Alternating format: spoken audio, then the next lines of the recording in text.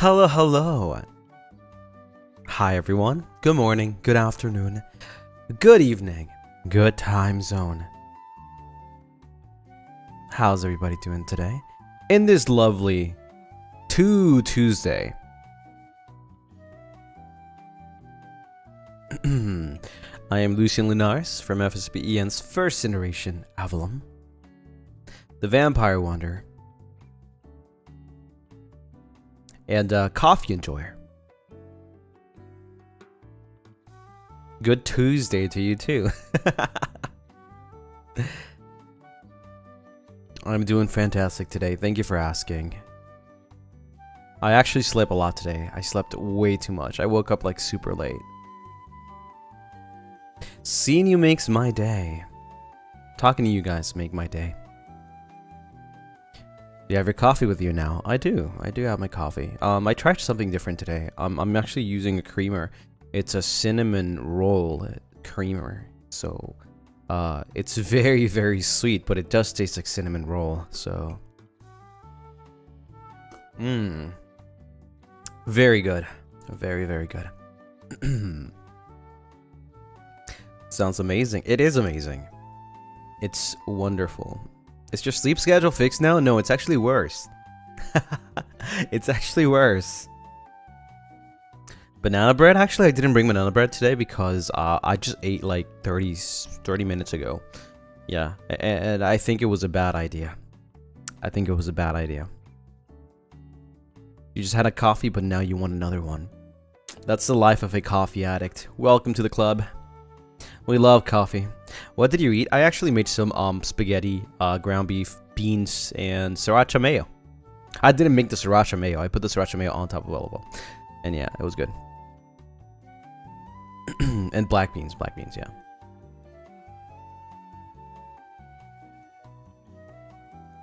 Sound like you woke up not long ago, honestly. That's just me every day. That's my energy every day. Sometimes I do wake up with a lot of energy. Sometimes I live the whole day with low energy. Where's the veggies? I actually forgot about them. I do have some carrots and lettuce, but I just forgot about it. I made something really quick because it was late, and I knew that I was not gonna make it in time for stream. So I'd rather make it in time on stream.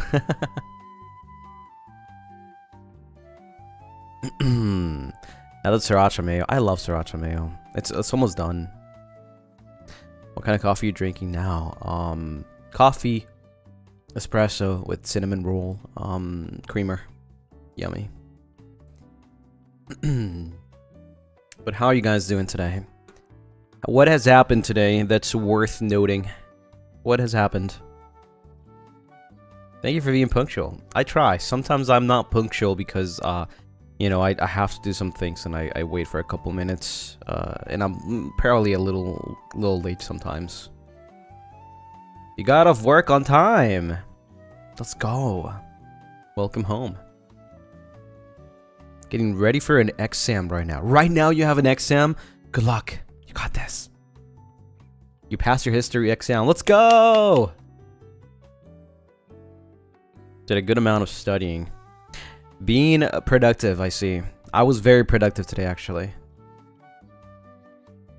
You're writing a story. Oh my god. We got some really, really crazy creative Lunarists. So that's insane. Your day just started, but you're sure it's gonna be great? I'm sure it's gonna be great.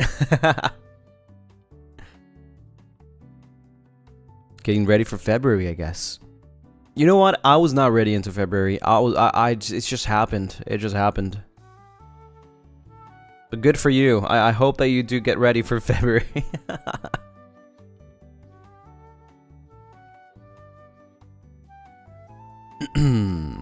How about you, Lucy? I'm okay. I'm fine. Like I had a lot of work today. I think I just finished one of them. I have to do a lot of documents and stuff for like projects, because that's the way it works for us, right? We have to like write a lot of like stuff and documents and specifications and details and then hand them over, right, to like have them start on those things. So I think I finished one today. I hope so, so that I can move on to the next one. I have so many.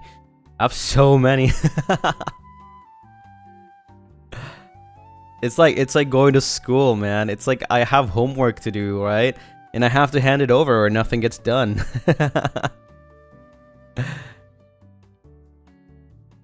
See, it's not playing games and chill all the time, you know?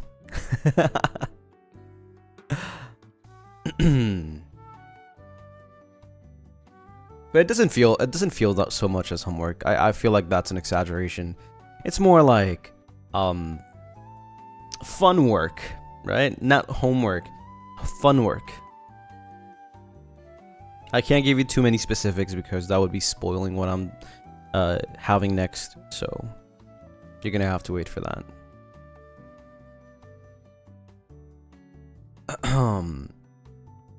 Negi, thank you so much for the Moomba. Welcome to the Moomba ship. Dana, thank you so much for the Moomba. Welcome to the Moomba ship. Jenny, thank you for the 2 months. Thank you. Ivy, thank you so much for the 3 months. Yippee! 3 months. Dana, thank you for the 6 months. 6 months, yippee! And my first time joining a membership. I wanted to join for a long time, but I couldn't. But now I can. Let's go! Hey, welcome back to the Moomba ship.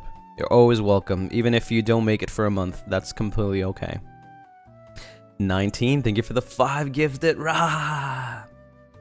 Lissa, thank you so much for the 2 months. And Dana, thank you so much for the rose. And Nemo Zine, thank you so much for the 9 months. 9 months! Let's go. Yippee! Can't wait to see what you have in store for us. Oh my god. Yeah. No, you guys don't know. I mean, we talked a little bit about it yesterday. At least, you know, I'm a little upset with management. This is a joke for legal reasons. But no, for real. Like it's a joke that I'm upset, but it's real that we're, you know, as I told you yesterday, that we're not having any more Avallum group merch for a while, right? For several months. So I say that I'm upset as in like, where is my merch? So we're not having it. So, you know, we're gonna do something. Me and the boys are planning something to overthrow management. So yeah, I have to say, obviously I have to say, for legal reasons, I'm not upset. It's just a joke.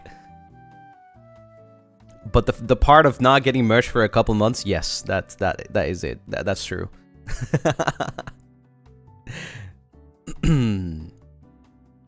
At least your birthday merch is shipping soon. That's true. At least I'll get my birthday merch next year too. This year, I mean. At least I'm getting that.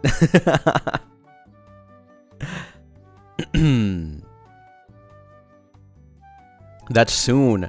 Yeah, I have to start thinking about it soon. Like planning for birthday stuff. But yeah, also the birthday from last year, the birthday merch is shipping soon too. Change your name to Avallum to Anarchy. Yeah, no, the revolution. It's not Ravallum, it's Revolution. Well, I don't know about Ravenous, to be honest. I don't know if they're having any like group merch or not, but I just know about us. When is your birthday? Oh my god, it's October 19th. It's still long. Still long. Revolution. Wait, I like that a lot though. I really like that. Revolution. Hello, Lucien. Hello. Happy to see you here. That's far. It kind of is far, yeah. But it's okay. You know, we can enjoy the next couple of months without worrying about merch.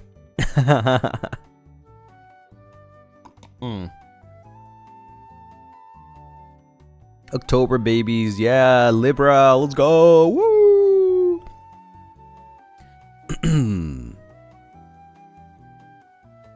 At least I can save up for your birthday merch then. Yeah, that's what you should do. That's what you should do. But I mean, yeah, there's definitely gonna be like a lot of other things aside from group merch. Maybe like Ravenous stuff. Who knows? Who knows?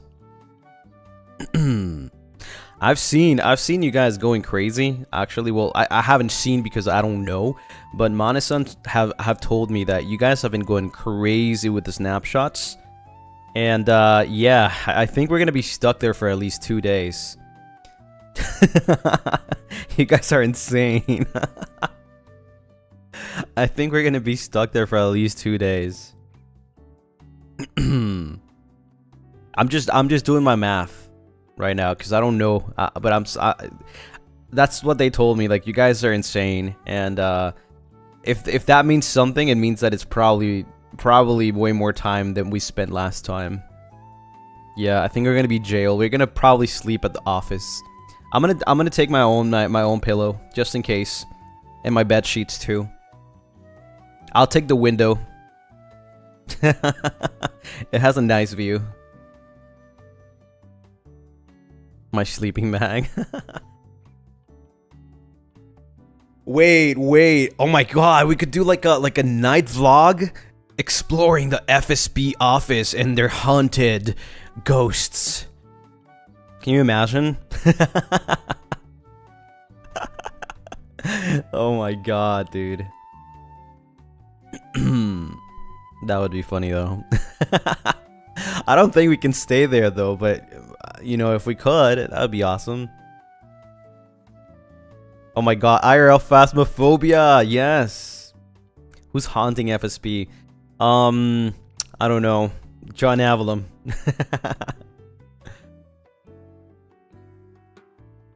Do not go to the FSB office at 3 AM. Gone paranormal.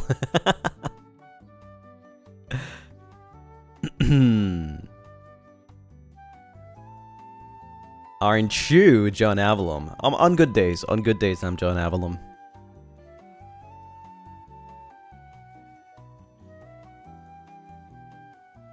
FSB office like the back rooms? You know what?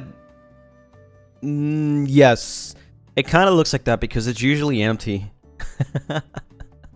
Because like not many people like, you know, are there. At least they weren't there when we went. It was pretty empty. It was like a lot of computers with like chairs and tables, and there was a bar though. There was a bar and bathrooms. It definitely felt like the back rooms, to be honest. I would say so. Like an office back rooms. Cubicles? They did have a couple, yeah. Like maybe 4 or 5 cubicles. They were pretty big with like tables in the middle for like meetings and stuff with like big screens. Yeah, and they have a bar with like some tables and stuff. It's really cool. What's a bar doing there? I don't know. I guess they have like snacks and drinks. Alcoholic drinks? I don't know. I didn't check. What would a bar be for, right? They could have just any type of drinks or something. A bar? Yeah, and they have like really cool artwork on the walls. It's really nice. Some really cool decoration. It looks really nice. It looks really nice. They have fun in there, apparently? Well, yeah, I guess they probably do. Leno, thank you so much for the 9 months. Thank you for everything. Our wandering vampire. Lucien, let the moonlight illuminate your path and soul, Lunarists. Rest well. Oh my god, that's like a more longer version of my debut line. Let the moonlight guide you. It's more like, let the moonlight illuminate your path and soul. Maybe that should have been my debut line. Man, I want to debut again. I want to debut again.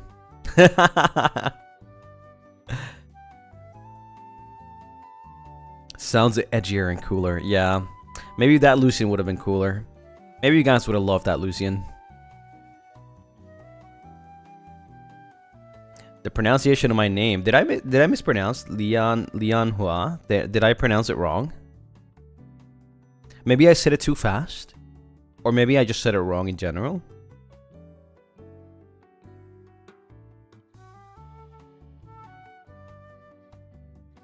Can we get Soft Lucy again? Soft Lucy. There's a Soft Lucy. You said... Oh! No, it's because I said it too fast. It's because I said it too fast. It's probably because I said it too fast. I understand how that could be a thing. We love every Lucien here, sorry. Even the one that's a worm. Would you love me if I was still warm? Would you still love me? Alice, thank you so much for 2 months. Hi Lucy, just got home from uni, so excited to cuddle up with the fireplace and do my homework with your voice in the background. Yippee! That sounds so cozy. And what about like a cup of tea or a cup of coffee or hot cocoa? What about that? No, actually, wow. That's crazy. You wouldn't love me? You would still not love me? You know, I would still love you guys if you were worms. And you could be worms, because you're Lunarists. You know, Lunarists can be anything they want. And if you guys were to choose to be worms, I'd still love you. But, like, you guys don't love me back? I can't believe this. Unbelievable. Unacceptable.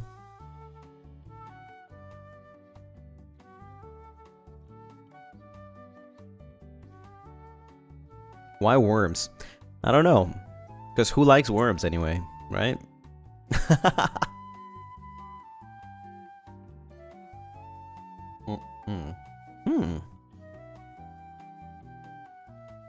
This coffee's good.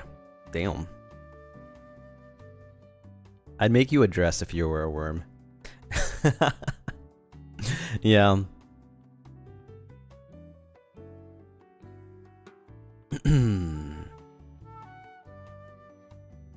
I would still buy your merch if you were a worm. Okay, we're having worm merch for the birthday merch this year. We're having worm merch. Yep.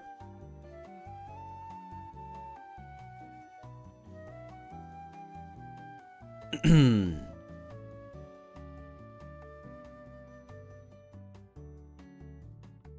we get finger-sized shirts for March? Why would that be a thing? Why? Why? Just tell me why.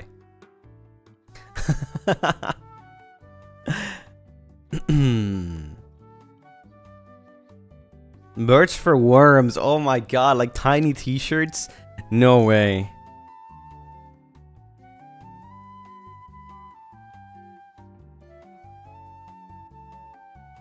No. Okay, we need to stop thinking about future merch and talk about the one that is happening right now. Gotta talk about the one that's happening right now. The 1 year anniversary merch. The Nesoberries. Yes. The keychain. The keychain. Yeah, the plushie. The Lunaris plushie. Wait, hold on. Wait, where is this? Where's my thing? Here. Yeah, look at this. Don't look at the cards anymore. You guys are stuck sticking us in the office for like 2 days already, so don't look at the cards anymore. Look at the Nesoberry. Look at that. Oh my god. Look at that cute little guy.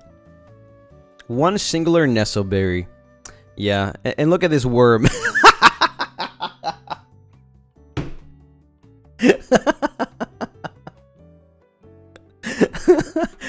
Speaking of, we have worm merch. Let's go. Oh my god, the new worm keychain, and you can get it all at the booth, which I'm going to link right now, but the coffee cup is in front of my hand, so I'm gonna spill it. Get the 1 year anniversary merch here. Let's go.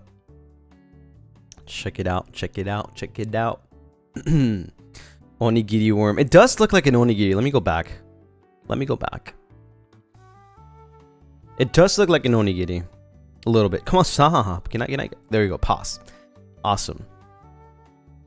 It does look at the crown. Look at the crown. It's so cute. Limosine, thank you so much for the super. Was just dropping by because I miss watching you live. Going back to work now. I'll look forward to the VOD. Good luck with the snapshots card signing. You guys are making fun of me at this point. You know, I'm not even kidding. I'm not. When I say like skip the when I say skip the snapshots, you know, it's enough, okay? Enough. Alright, I don't want to be stuck there for a whole week. So, thank you, though. Thank you. Let's focus on the Neso berry, okay? Because this guy is a one-in-a-lifetime thing. You know what's actually kind of funny? Is that I was talking to Mane-san yesterday, during my meeting, and I was trying to convince him about the Pape rerun, right? And they said it's not impossible. It's not impossible, and it might happen eventually in the future.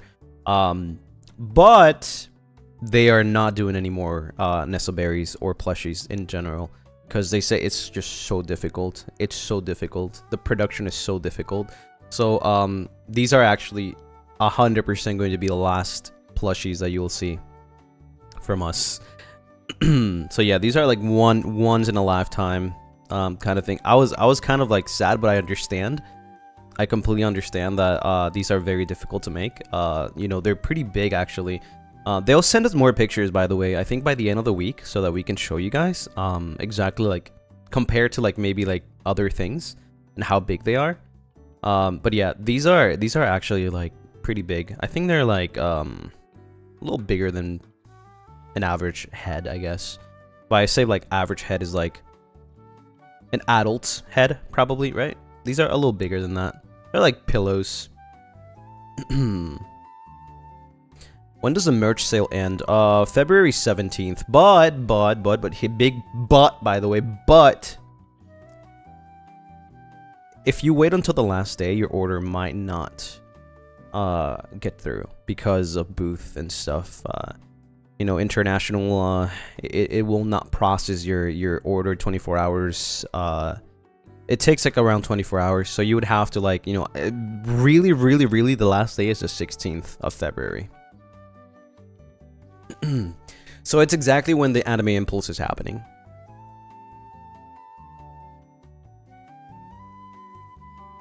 Yeah, they take a while to process, so yeah.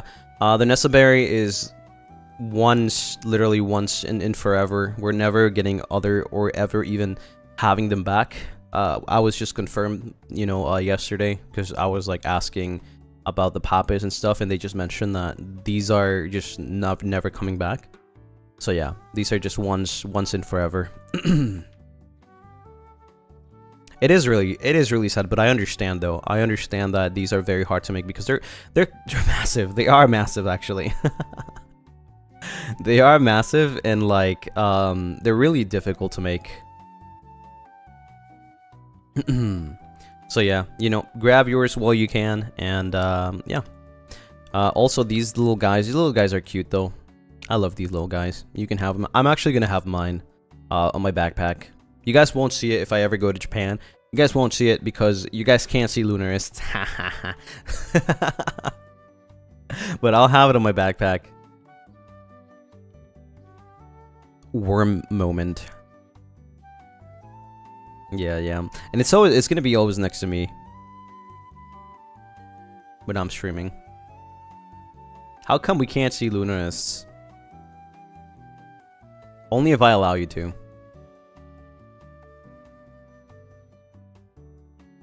You have to ask me, pretty please.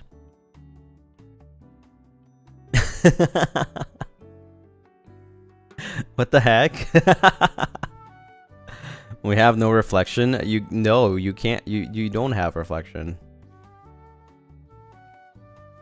You're technically invisible to other people. Like, you guys can see each other, yeah, but not other people can't see you. I don't know if you guys remember that meme of like me talking to the voidness, because you guys literally, you know, nobody can see you other than me. John Cena, yeah, chat is literally John Cena.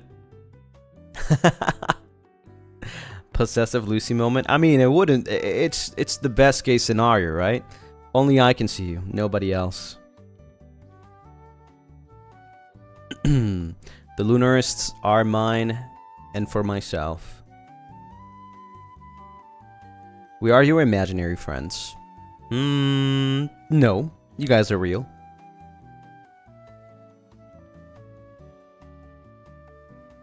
I feel like you summoned me. You just appear. You don't get summoned. You just appear.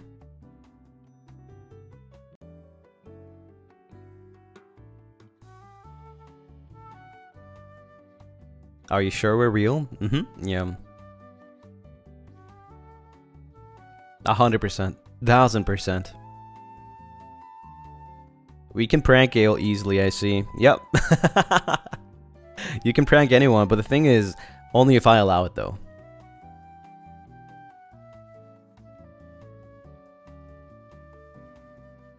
So Lucy just looks insane 24/7.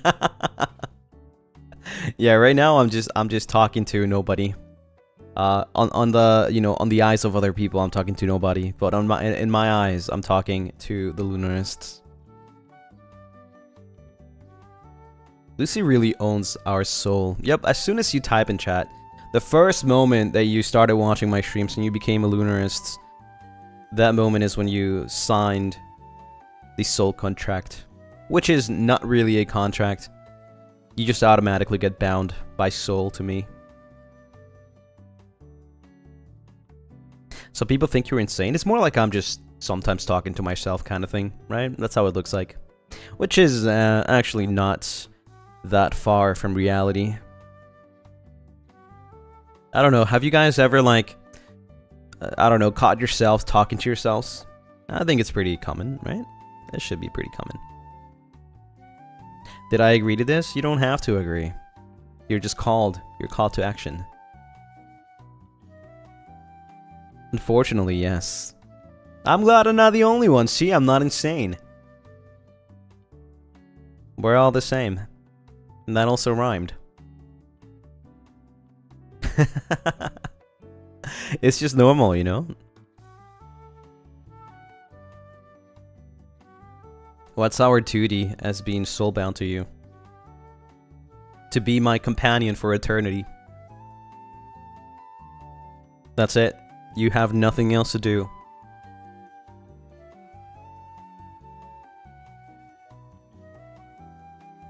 You talk to yourself all the time, so do I. Yeah.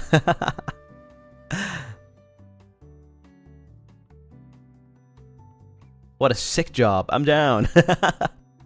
I mean, yeah, you really don't have to do anything else. There is no other, you know, other duties.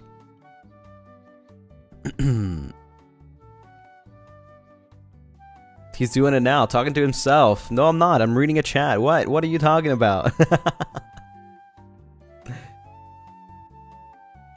What's your plans on Valentine's Day? I'm gonna do a stream with somebody. And it's gonna be called I Rented a Boyfriend for Valentine's. So it's the same thing as last year. But during White Day, it's gonna be just you and me.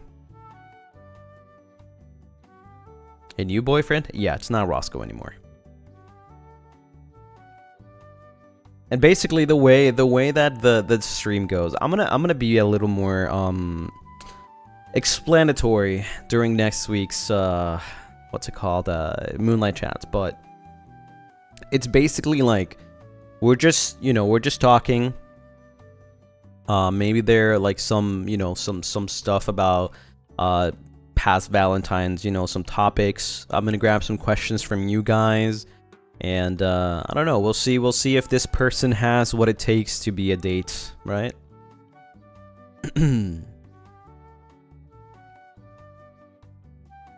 I'll let people know that I'm busy on the 14th.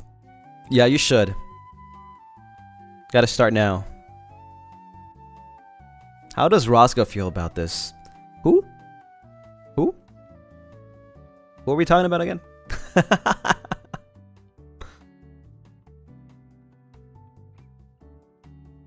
Are we third wheeling? No, not in that way. No.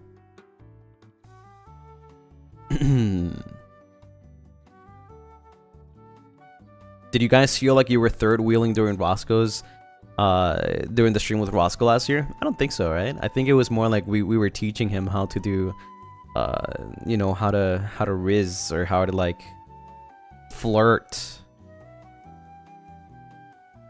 A little, really? That's weird.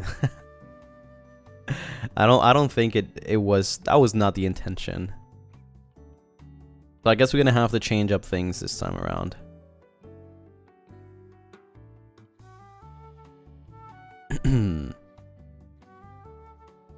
Riz lessons pog. I'm not gonna lie, the Lunarists, you had like some really good input for Roscoe, I think.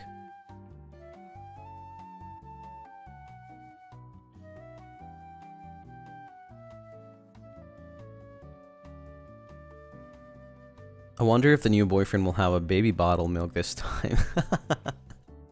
We'll see what happens. But are you guys ready for Ravallum in Wonderland? Do you guys know what Ravallum in Wonderland is? Do you guys would like to know? I'm not shouting yet, but you know, I want to talk a little bit about it. You do not know. Okay. All right. So how about you guys like the stream first?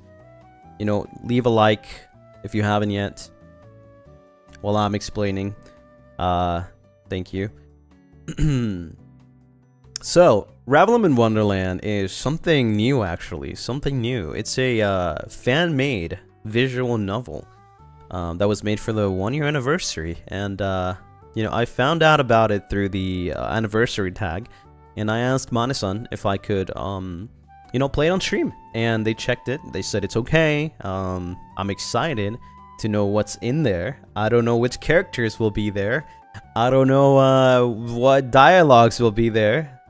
And the funny part is that I'm going to try my best to voice whoever is in there, because I don't know who's in there. It says Ravallum, so I'm guessing it's maybe some of us, all of us, I don't know. It's going to be a fun time. Andy, thank you so much for the super. I hope you enjoy the game. I did release an updated version this morning, by the way. I forgot to put myself in the credits. Oh my god. Oh, is that it? Wait. Let me download it again. Let me download it again.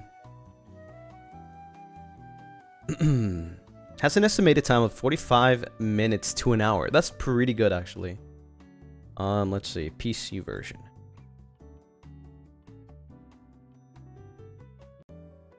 This is exciting. I don't know, like, if it has paths, if it has multiple endings. But yeah, thank you. Thank you so much for such a cool idea for a game. I'm excited. I'm excited to see what's what's gonna happen, man. It's either going to be like very embarrassing for me, or maybe a, you know, spectacular masterpiece. Or maybe both.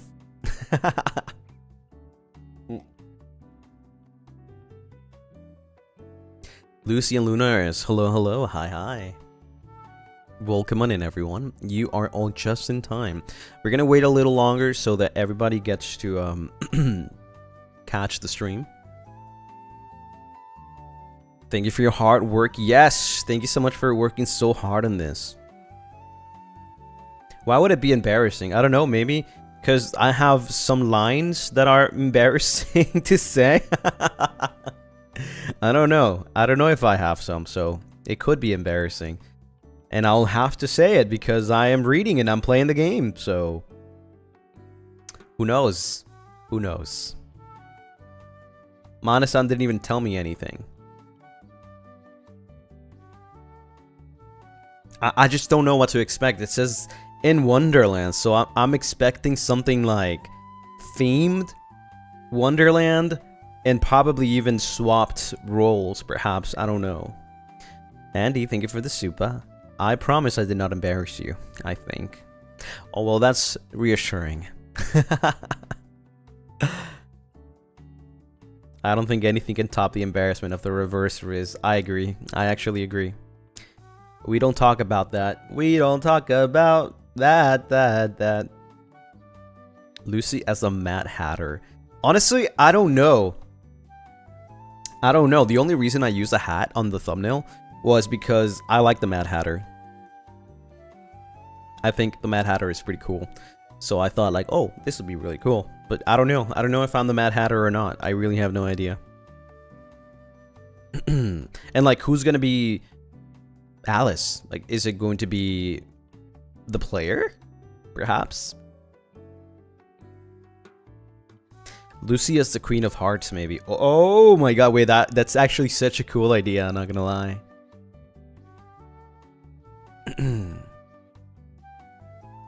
Perchance. Yeah, that's actually a pretty good idea. Lucy in a dress. You need some art of that? The crown is basically a hat. Yeah, exactly. If you take off this crown / hat, I will go mad. That's why they call me the Mad Hatter. I'm gonna go crazy.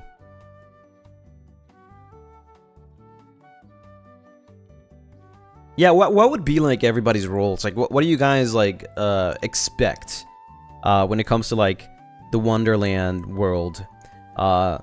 Thinking about Ravallum, I want to see you guys throwing some ideas, some names. Roscoe gives Cheshire Cat. I agree, actually. It could be, yeah. Cast White Rabbit. I think he's the only one rabbit coded, to be honest, so it would make sense. Alice, thank you so much. Whoa, wow, fitting name. Thank you for the super. As someone who loves Alice in Wonderland, I am so excited to see how this goes. Me too. Zanny is Cheshire Cat. Actually, you know what? That one also fits well. It could be both Zanny or Roscoe. Gale is the only human. He is Alice. So it would be Gale in Wonderland. Altos as Caterpillar. For some reason that fits. For some reason. But also, I feel like Xander could also be the Caterpillar. Roscoe and Lem are the twins. No, that's crazy. I can't decide who Nyx could be. He doesn't really fit into any of them. Are you sure about that? Are you really sure about that? Rizar is equals Mad Hatter. Really? Roscoe is a caterpillar because he's always hungry. Oh my god. Tweedledee is Malem and Tweedledum is Roscoe.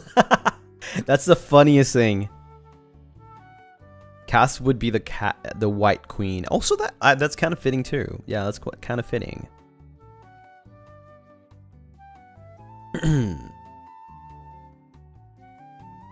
Nyx could be the Mad Hatter. I do see that. I actually do see that. He can sometimes be like super collected and then just throw everything everywhere. Who's the March Hare? I feel like that could also be Nayu, probably. He goes crazy. That would be so funny though.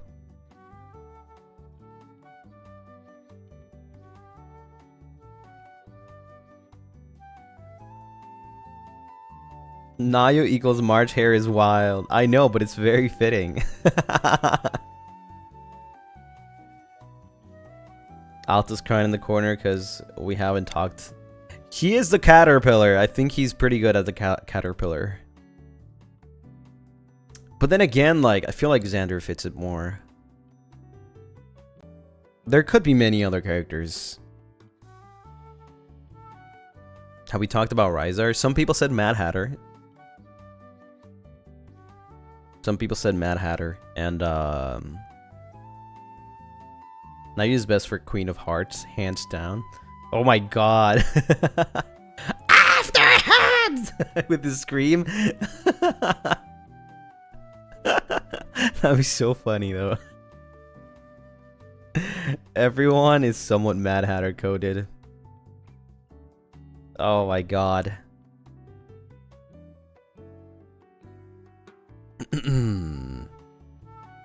Hello, did you already play? Nope, we haven't started. I'm giving everyone a chance to join, so it's all good. We'll start soon. So get your food, get your snackies, and get ready. No one in Ravallum is normal. I agree. Which character would you be, Lucien? I have no idea. Some people have said the Queen of Hearts.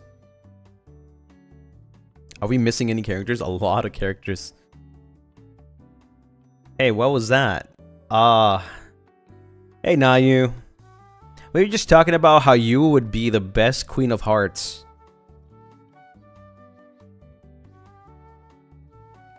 Like, you would fit it so perfectly.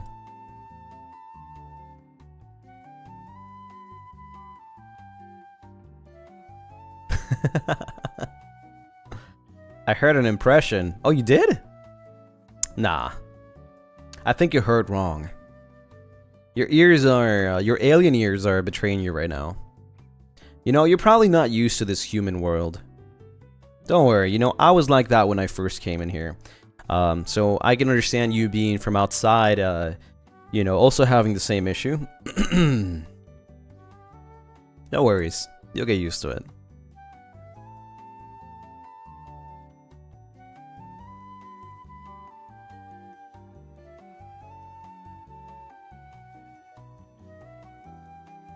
He's hearing things. The voices. He's crazy too. He's just like us. He's one of us. One of... He's insane. Zap, thank you so much for the Moomba. Welcome to the Moomba ship. Who's your favorite in Alice in Wonderland? Oof. When I was a kid, Cheshire Cat was scary, actually. I was scared of Cheshire Cat. I did not like the caterpillar. Also kind of scary. I think the whole world is actually very, very scary. I do not like Alice as a character because Alice feels like very immature, but then again, she is a kid. She's a child, so it makes sense. The Queen of Hearts was also very scary. Oh my god, a lot of the characters in there were like very scary. I don't know if I have an actual like favorite character.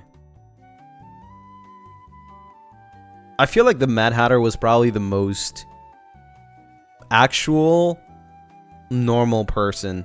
I'm not gonna lie.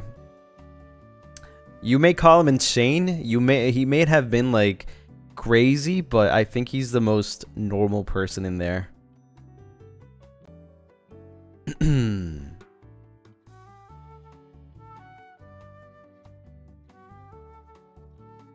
Plus, he's a good guy. He is a good guy.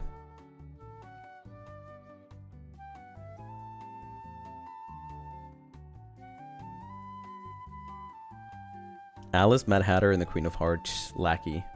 Which one of all the lackeys, though? There's many. Have you seen the live action one? Which one? There's a live action Alice in Wonderland?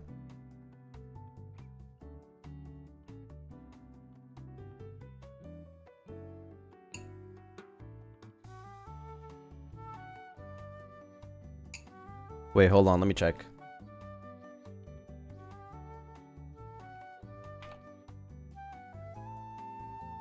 Oh no, I have not watched that. What? No, no. I'm talking about the cartoon. The movie.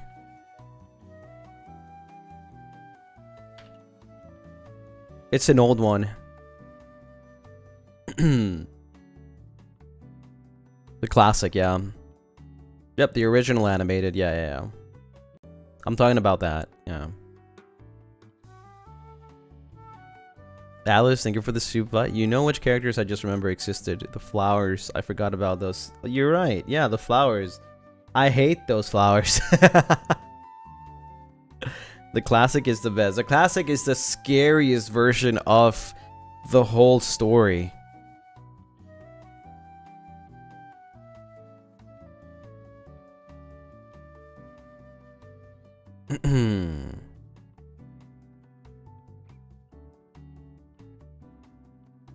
Lucy is a hater. I'm not a hater. I'm just saying how I feel.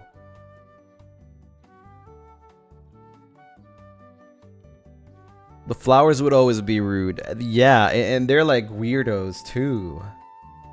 They're actual weirdos. Also, by the way, did you guys see the new Discord update? Like, oh my god, I don't know if I like it. I'm a little skeptic with like new updates. New update? Yeah, there's like a new Discord update. What changed? Just the overlay a little bit. It is hot ass. It looks so bad. Can you do an impression of Mad Hatter? No? I don't know how to. And it also depends. Like, which Mad Hatter, right? Which one? Because, like, I feel like he's been interpreted in so many ways. But I wouldn't know. He is kind of crazy in the classic one.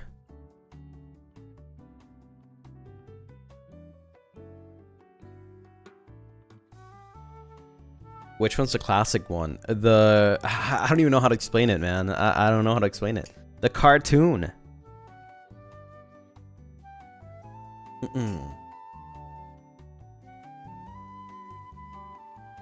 Shall we start now? I'm gonna wait until I finish my coffee and then I'll start. The animated film. Yes. I just don't know. Let me see. Let me see if I can find something about it. Alice Wonderland. So this one...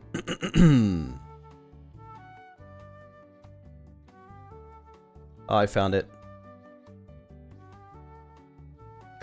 This one is by who? It doesn't really say. Director Clyde Geronimi, Wilfred Jackson, Hamilton Lusk. Writers Lewis Carroll, Winston Hibler, and Ted Sears, I guess. So not, yeah, no, that one, the Disney one, the Disney one. Also, let me check Streamlabs.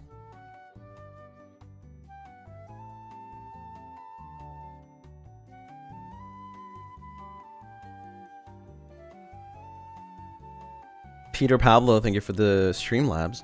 They're not technically live action in that they were complete remakes. The ones that Disney made are technically live action sequels to the animated one that came out in 1951.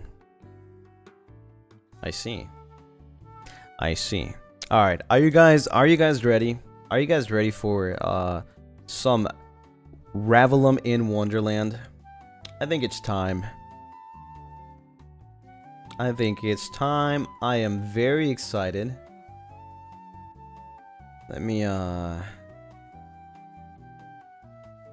is this the one that I just downloaded?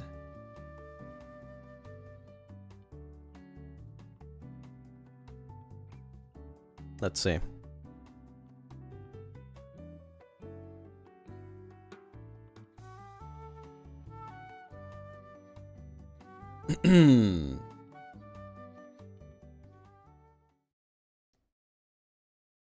Woo! Oh my god. Wait, this looks amazing. Ravallum in Wonderland. Ooh, wait, there's music. Wait, hold on.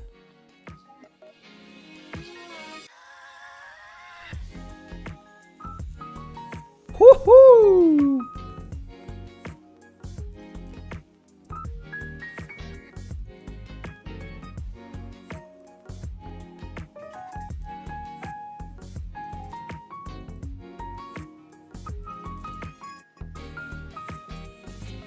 Damn. Well, welcome in everyone that just joined. This is Ravallum in Wonderland, a visual novel made by fans. So, yeah, shall we start? By all accounts, it's a perfectly lovely day. Early enough in the year that it isn't too hot yet, but late enough that hay fever season is over. Wow, that's a beautiful background, Jesus. You, however, are currently bored out of your mind. Ava? So like Avallum? Ava? Wait, that's such a cute name though. Who is this? Oh my god. Rana! There's nothing to do around here. Can you at least put that book down and talk to me? What the frick are these characters? What? They look so good!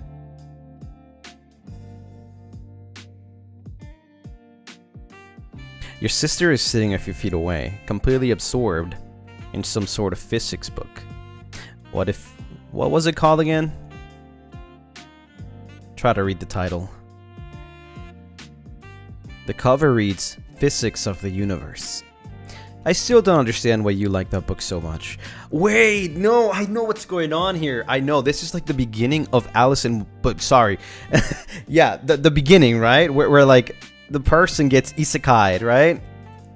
Yeah. Oh my god, so okay, so basically Ravallum is going to be in that other world. Wait, this is awesome though. This is actually awesome. I still don't understand why you like that book so much. Your sister does not respond, too absorbed in whatever secrets the book is currently imparting on her. So these are... I'm guessing these both are sisters of the person that's going to be isekai'd? You give up trying to give her attention and flop back into the grass, listening idly to the burbling of the creek as you stare up at the trees above. Something whizzes by in the corner of your vision. These look really cool characters though. What was that? Very high quality too. Sit up and look around. Is that an elf? With bunny ears? Wait, what?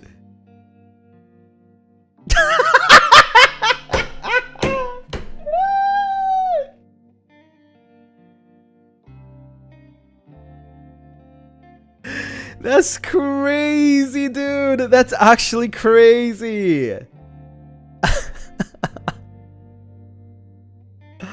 Oh my god. Look at this guy. The rabbit ear elf pulls out a pocket watch and checks it anxiously. Damn it! I'm going to be late! I don't know how to do Cass's voice. Late for what? Also, this is gonna be Alice. Okay, that makes sense. But the elf is gone before the words are out of your mouth. Why would a guy with rabbit ears even be late for? You hop to your feet and quickly brush the fallen leaves off your lap. Hey, I'll be right back. Run after the strange rabbit man. Well, I don't have a choice. You dash in the direction you last saw the rabbit ear elf, rounding the corner of a hedge, just in time to see a flash of white hair vanish down what looks to be a large rabbit hole. Damn it! Hesitate? Wait, you have two options? I'm gonna go. Jump in after them. I'm gonna go. I wonder if this is just a hesitate and like, they'll just give me the jump in after option. Ah! It's only after you dive in feet first that you idly wonder how you're going to get back out. Oh well. Oh my god. Either you're falling really slowly or this hole is super deep, because nothing happens for a good long while. The music is good though. You eventually notice that the hole is lined with cupboards and bookshelves filled with various knickknacks. Grab something from a shelf. You reach out and snag a glass jar from a shelf as you fall past it. Orange marmalade.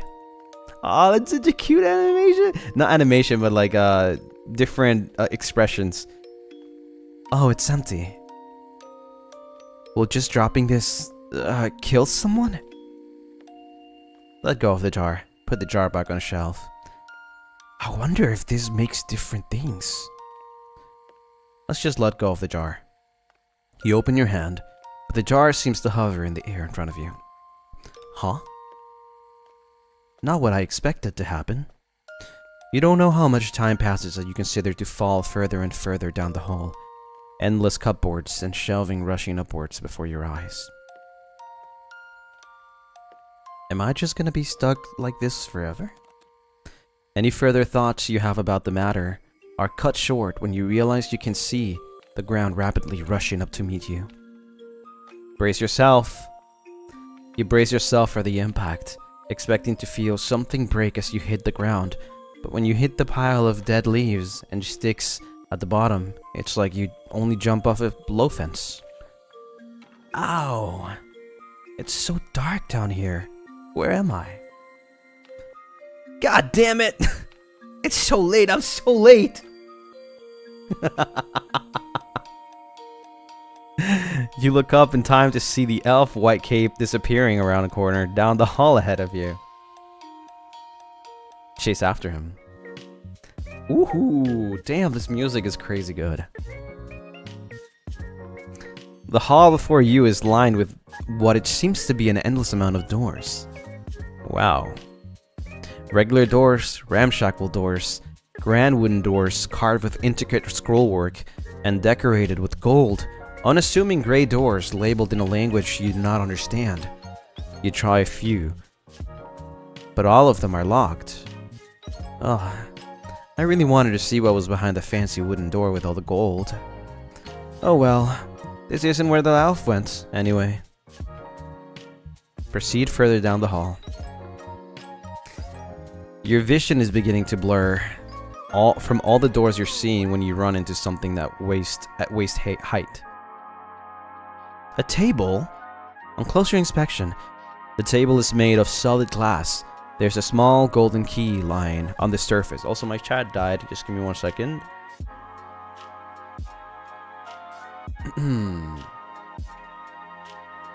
That was fast. There you go. Examine the key closely. Try to use the key on some of the doors. Let's look at the key first. The key is barely bigger than your thumbnail, but incredibly heavy for its size. Maybe it's made of solid gold? If I drop this, I'm never going to find it again. It probably doesn't fit in any of normal doors, though. Look around for an equally small door. You pace up and down the hall, looking for any diminutive doors that you might have missed, but come up empty. Oh my god, don't tell me that's gonna be Roscoe. He's gonna be in one of those doors. Dude, that would be the funniest thing. That would be the funniest thing. His shorts go, actually.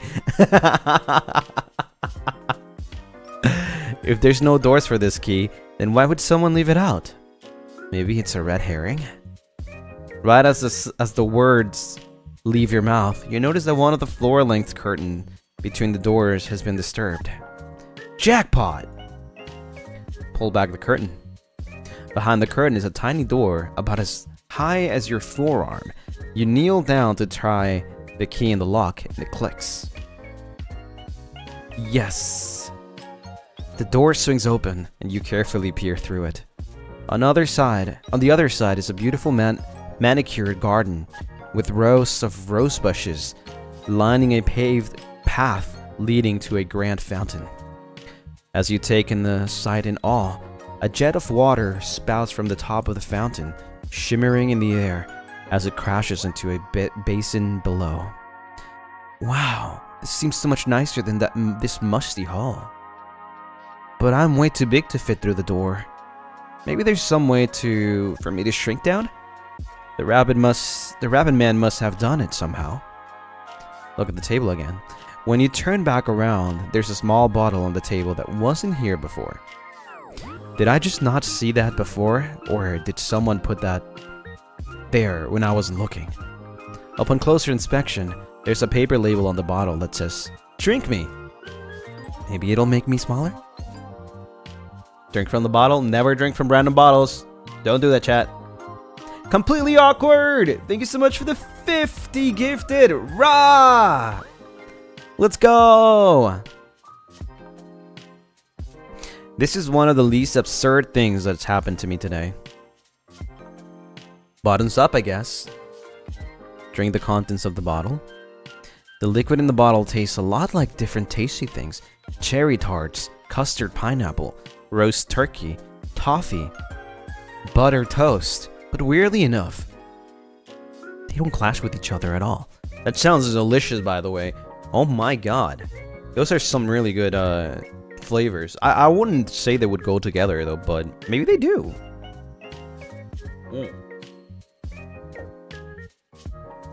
By the way, completely awkward. Thank you so much for the gifted. Thank you again. Before you know it, you've polished off the entire thing.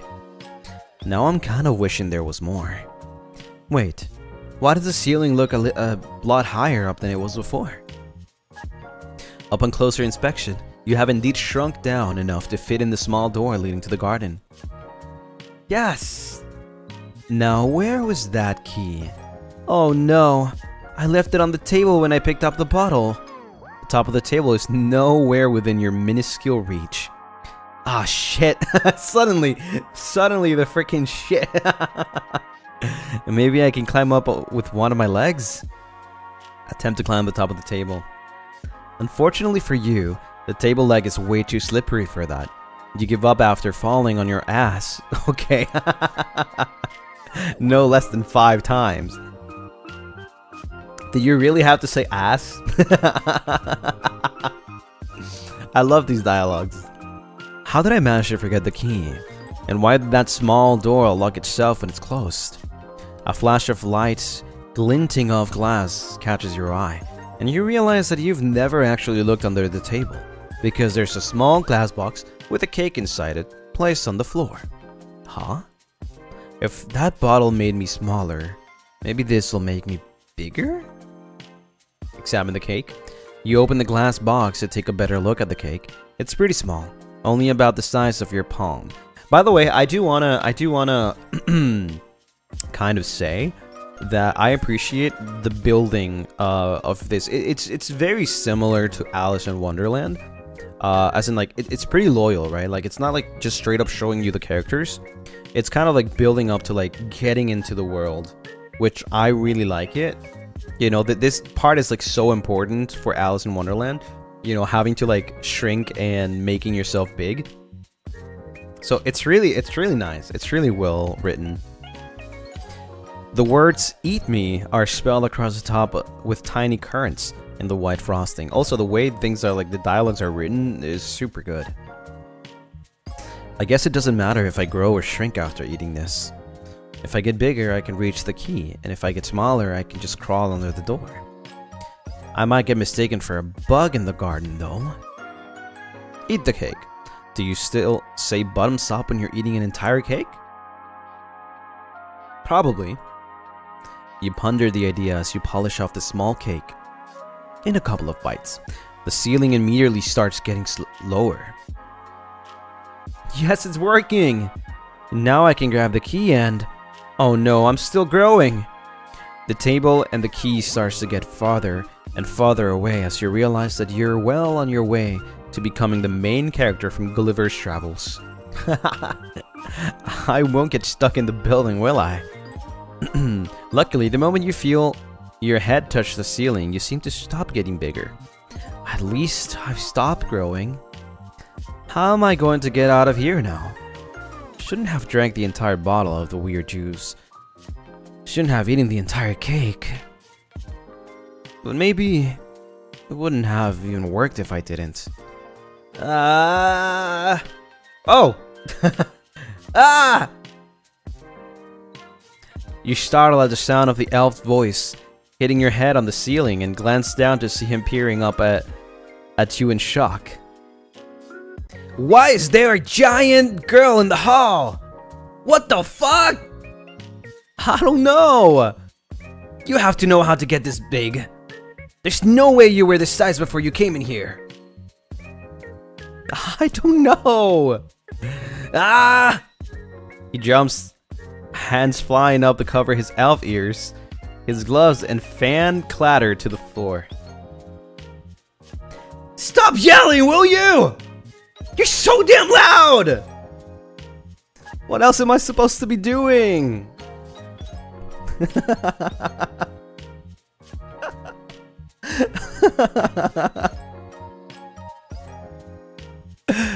Literally anything but that. When the... What? How do you say this? Duchess? When the Duchess finds out...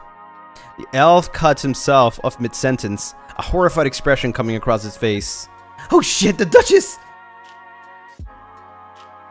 If I keep him waiting any longer, I have to go.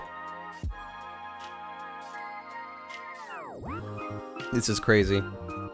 With that, he runs off down the hall, his gloves and fan forgotten on the floor. Wait, you forgot your... And he's gone. He must really not want to disappoint this Duchess. You feel a bead of sweat trickling down your brow. Why is it so warm in here all of a sudden? Where's that fan? You carefully pick up the abandoned gloves and fan, nudging the fan open with your finger. Fanning yourself with the toy-sized fan feels very silly, but you instantly start to feel better. What the hell? Sure, that works. The cool wind from the fan feels so nice that you don't even realize that you're getting smaller again, until one of the elf's gloves falls out of your hand. Oh shit! You drop the fan and you immediately stop shrinking. A little too late, as you're now only about 2 feet tall. Does this mean I can go to the garden now? Unfortunately, the golden key is still on the table and out of your diminutive reach. I can't get anything right around here, can I? No, you can't, apparently! Who is this guy? Why is he here? Stage manager.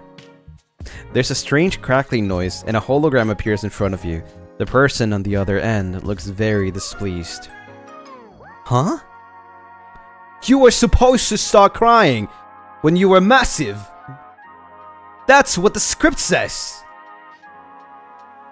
Now this transition is to the lake is to your tears. It's gonna look nonsensical and stupid. Who are you? The stage manager. I don't exist in the narrative. Then how am I talking to you? Not important. Just get into the lake already.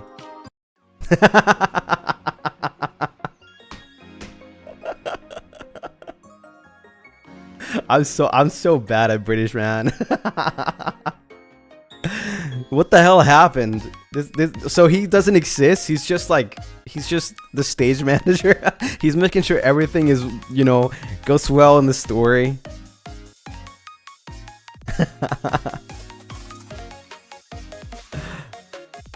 The teal hair hologram blinks out of existence, and you suddenly realize that you're ankle deep in water.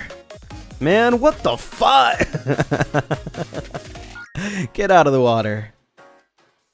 You start slushing towards the lakeshore when you realize there's a pink mouse floundering in the water a short distance away from you.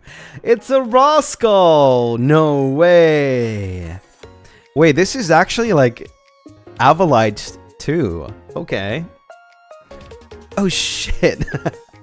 Wait, I need water after that British.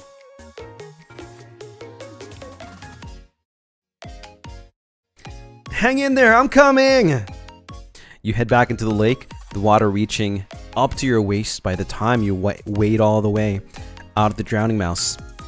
The moment you get your hands underneath it, it scurries up your arm and perches on your shoulder, breathing heavily. Aww. Thank you so much. I thought I was done for.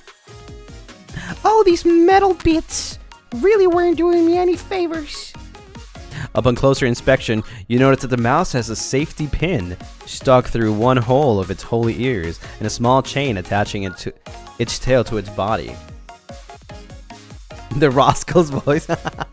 That's how a little tiny Rascal sounds. Are you a zombie mouse?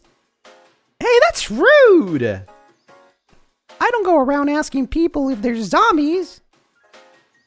Besides, I don't like talking about it. Ah. Can we just get to shore? I'm cold. Actually, get out of the lake. Whoa! Who are these guys? As you wade to shore, you notice a few more creatures, namely a parrot, a weird slime-like being. Weird slime. Some sort of ghostly wisp. Who are you calling a wisp?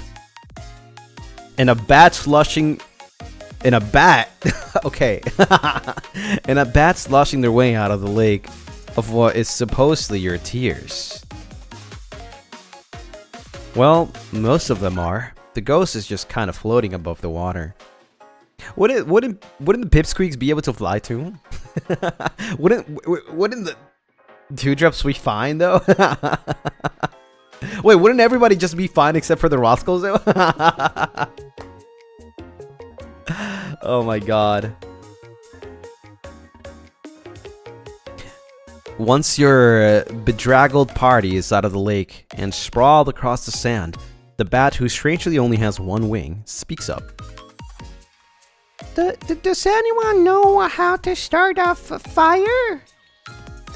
I don't have a lighter, and even if I did, it'd probably be ruined by now. The parrot, who you notice is very round and probably has their picture next to the dictionary definition of burb, squawks indignantly. What is this description, bro? How do I do this? Even if we did, what are you supposed to burn? Our hopes and dreams? There's no wood anywhere.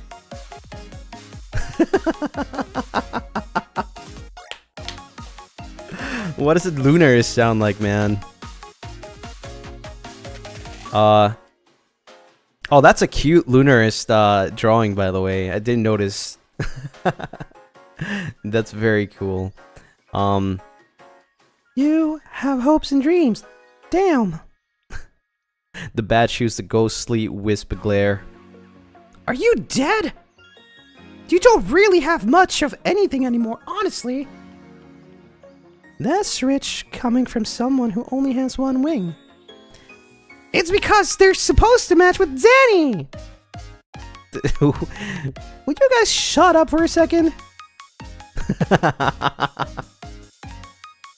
All of you instantly fall silent and turn towards the weird slime. You can argue that with each other until you're blue in the face. But that won't solve our problem. How are we supposed to dry off if we can't make a fire?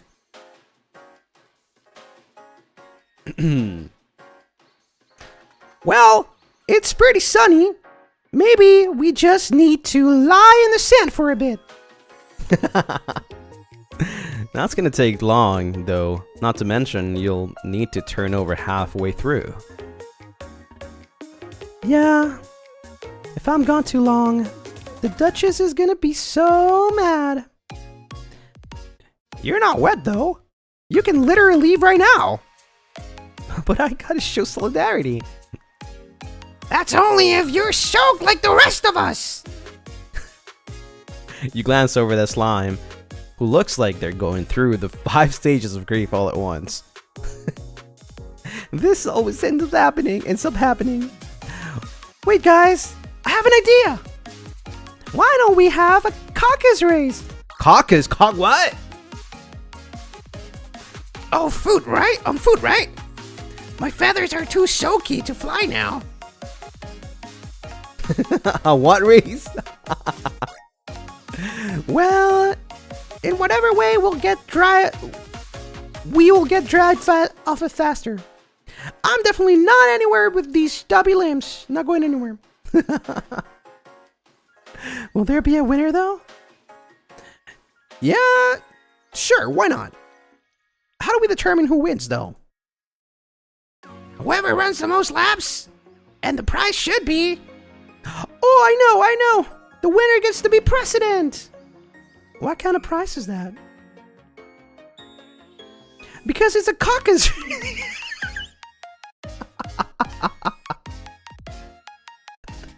It has to have something to do with leadership. Wait, that's what a caucus means? As you wonder just what kind of discussion you've gotten yourself into exactly, you notice a puff of smoke out of the corners of your eye. Is that a lamp? Wait! Willy! It's Willy!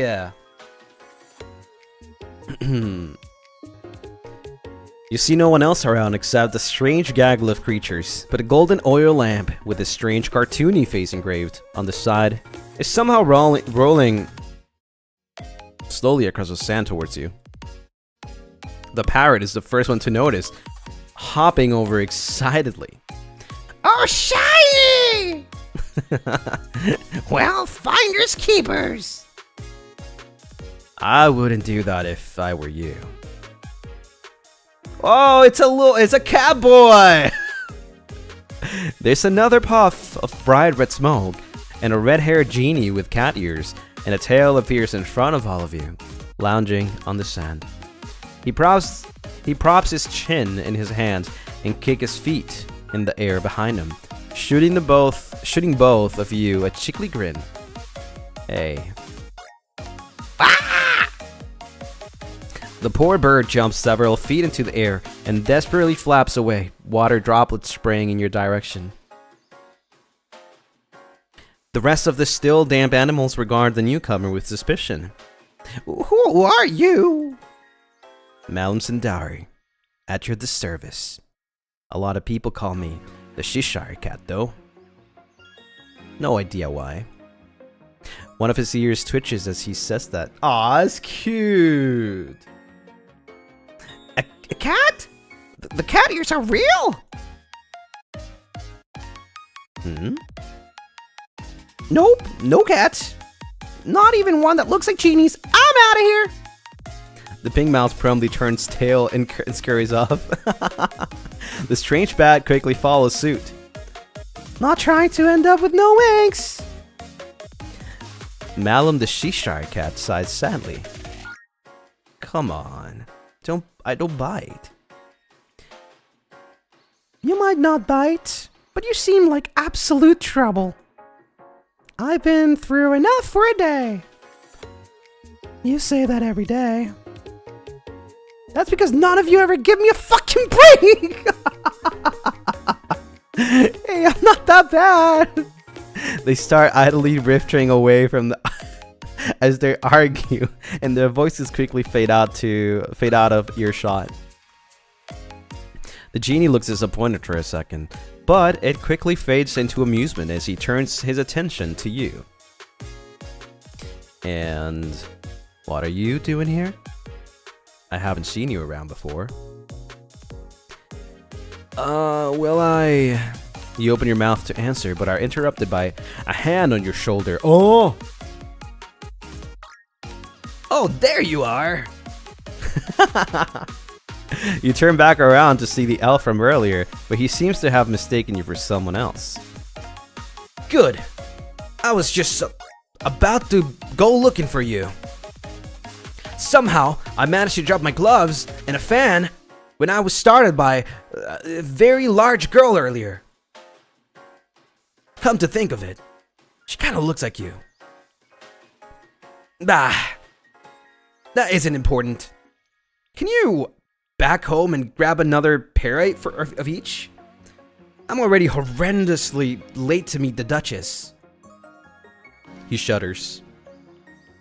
God, I hope he doesn't turn me into a ferret. Anyways, I've got to go. Food path to the house in that way. The elf points to a small path worn into the grass near the sand, then rushes off in the opposite direction. You turn back towards the genie, still baffled by this sudden request, but he's vanished without a trace. I really shouldn't be surprised at this point. Water break!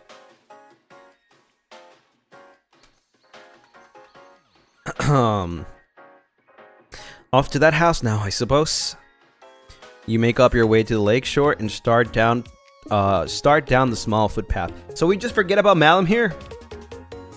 Follow the footpath. Whoa! That's pretty. Wait. I feel like I've heard this song before. After a few minutes of following the footpath, you come across a rather cozy looking cottage covered with vines. There are a few more of slime creatures floating around the vines and trees that have nearly overgrown the structure itself, and the door is conveniently labeled with a brass nameplate that reads Cassian R. Floros. R? R? What does the R stand for? Cassian Rabbit Floros?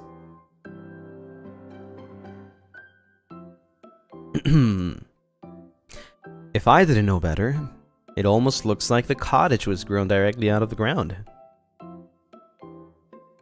I should find those gloves and fan before the rabbit's actual assistant shows up.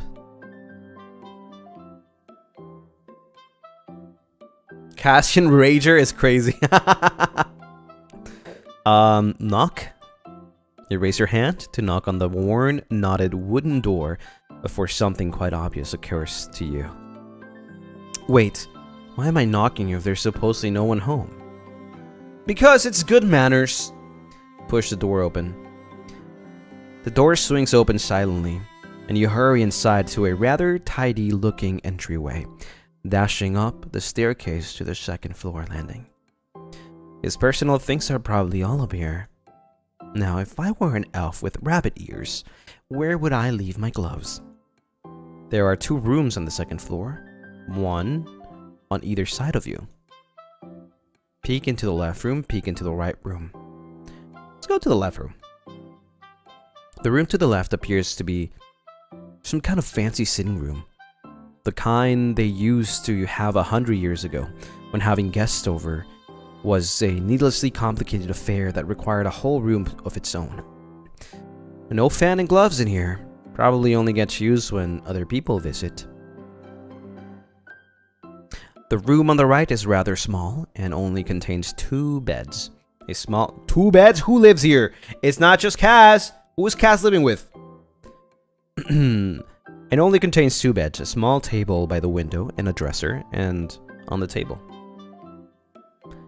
Oh, there they are. And there's more than 1 pair of gloves too. Let me just...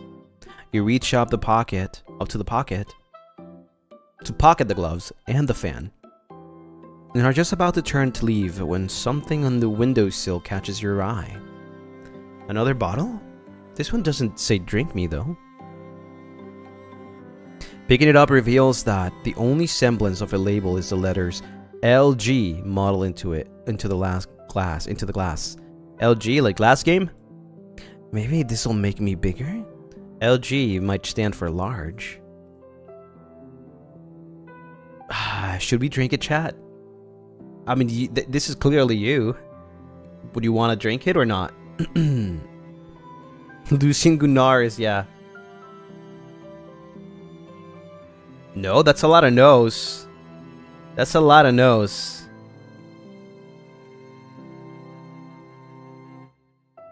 Alright. Nah, too much of a risk. I really don't want to find out what happens if I become too small. You move to put the bottle back on the windowsill. But there's another clucking noise to your right. Huh? The strange teal-haired hologram appears next to you, looking very displeased and starts stage whispering to you. You're supposed to drink it! Why would I drink out of an unlabeled bottle? You already did that once! It said to drink me! And you ate the cake! It'll make you bigger! Just do it already! With that, the hologram disappears again, and you're left to stare incredulously at the bottle. Oh well, bottoms up, I guess. You take the cautious sip and immediately set the bottle down on the table as you feel yourself growing again. God, finally. Wait, hold on. Why isn't it stopping? You're growing so fast that you can already feel your head pressing against the ceiling. For fuck's sake. You went just when I thought I would be normal sized again. By the time you stop growing, you've gotten so big you've had to curl up on the floor and stick one arm at the window. You're pretty sure one of your feet is currently halfway to the chimney. Now what? I can't get out of the house like this. As you're contemplating all of the decisions you've made that have led up to this moment, you suddenly hear the rabbit's ear elf's voice in the distance. Hey! Did you get my gloves and fans yet? Are you alright? Shit! You hear someone's footsteps approaching the door of the room you're stuck in. Are you in there? The doorknob rattles against your elbow, and panic spikes in your chest. What? Why is it stuck? Hello? What do I even say? Hey, I grew way too big to fit in your house, and I'm also actually not your assistant? Whoopsies. I'll try the window, I guess. Wait. What? That's even worse. The footsteps by the door fade into the distance, and a few minutes later, you hear a startled shout from the outside. What the fuck? Why is there an arm coming out of my window? Maybe I can grab him and pick him up so I can see him. Otherwise, he might think it's just an arm. Weirder things have probably happened to him, and I don't want him to resort into drastic measures. You wait until the footsteps have stopped right under the window, and make a grab for where you think the rabbit-eared elf is. You come up empty, but something outside shatters. Damn it, I missed. Why is it trying to grab me now? Dude-ups, are you there?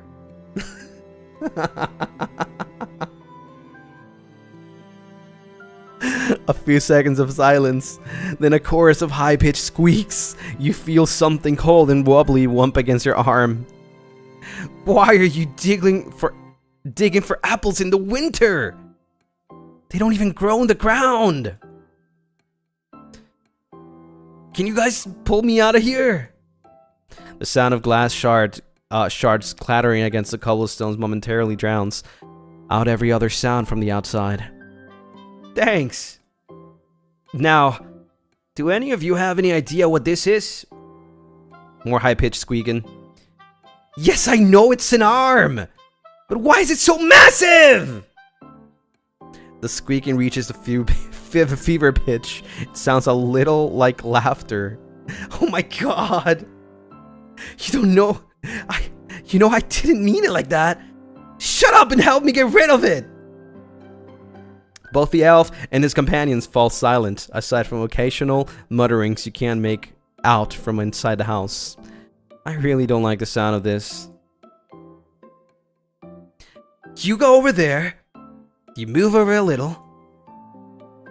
Hey! Stay put! You won't work if you wiggle out of your position.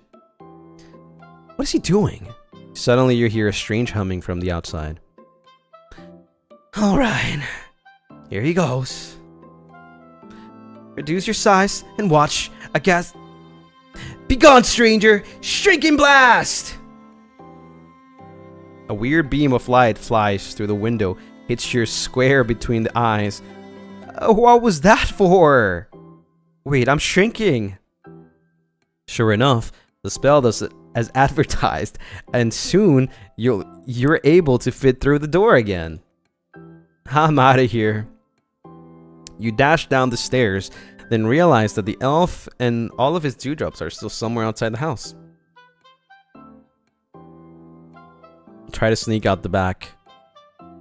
Do we need to though? Let's do that. Do they have police here? Can I get arrested for breaking and entering? I'd rather not find out. There has to be back door somewhere. You follow the main hall down the end and peek into the kitchen to see what looks like a door to the backyard. Perfect. Let me just... As you reach for the handle, it swings open and you come face to face with the rabbit ear elf and several of the slime creatures from earlier. Dewdrops? Ah! Yeah!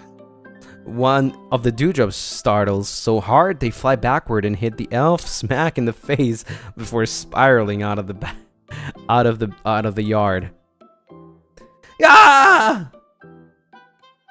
You take the opportunity to duck under the outstretched arm and charge straight into the surrounding woods. At first, there's some angry shouting and squeaking behind you, but it eventually fades into silence as you run. Whew. I don't want to find what else that elf can do with his magic.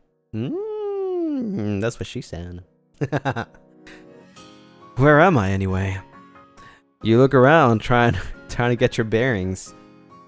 But all around you, as far as you can see, are massive trees, huge flowers, and giant blade of grass. Uh-oh. As you feel yourself starting to panic, you notice a large mushroom towering in the distance. Oh, I can use that to orient myself. Who knows? Maybe it'll also help me grow again. It takes longer than you expect to jog over the mushroom, and you're rather out of breath by the time you arrive, eyes level with the very edge of its cap. Huh? It looked bigger in the distance. I guess I should investigate then. Lots of mushrooms are poisonous. You don't know much about mushrooms, but it looks a lot like a very large portobello to you. The gills on the underside haven't quite unfurled yet, and the stem is still largely intact. That's the side and the bottom. Now just see if there's anything on top of it.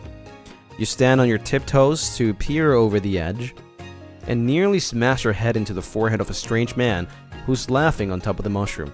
What do you guys think this is? Who is this? Who is this? Roscoe?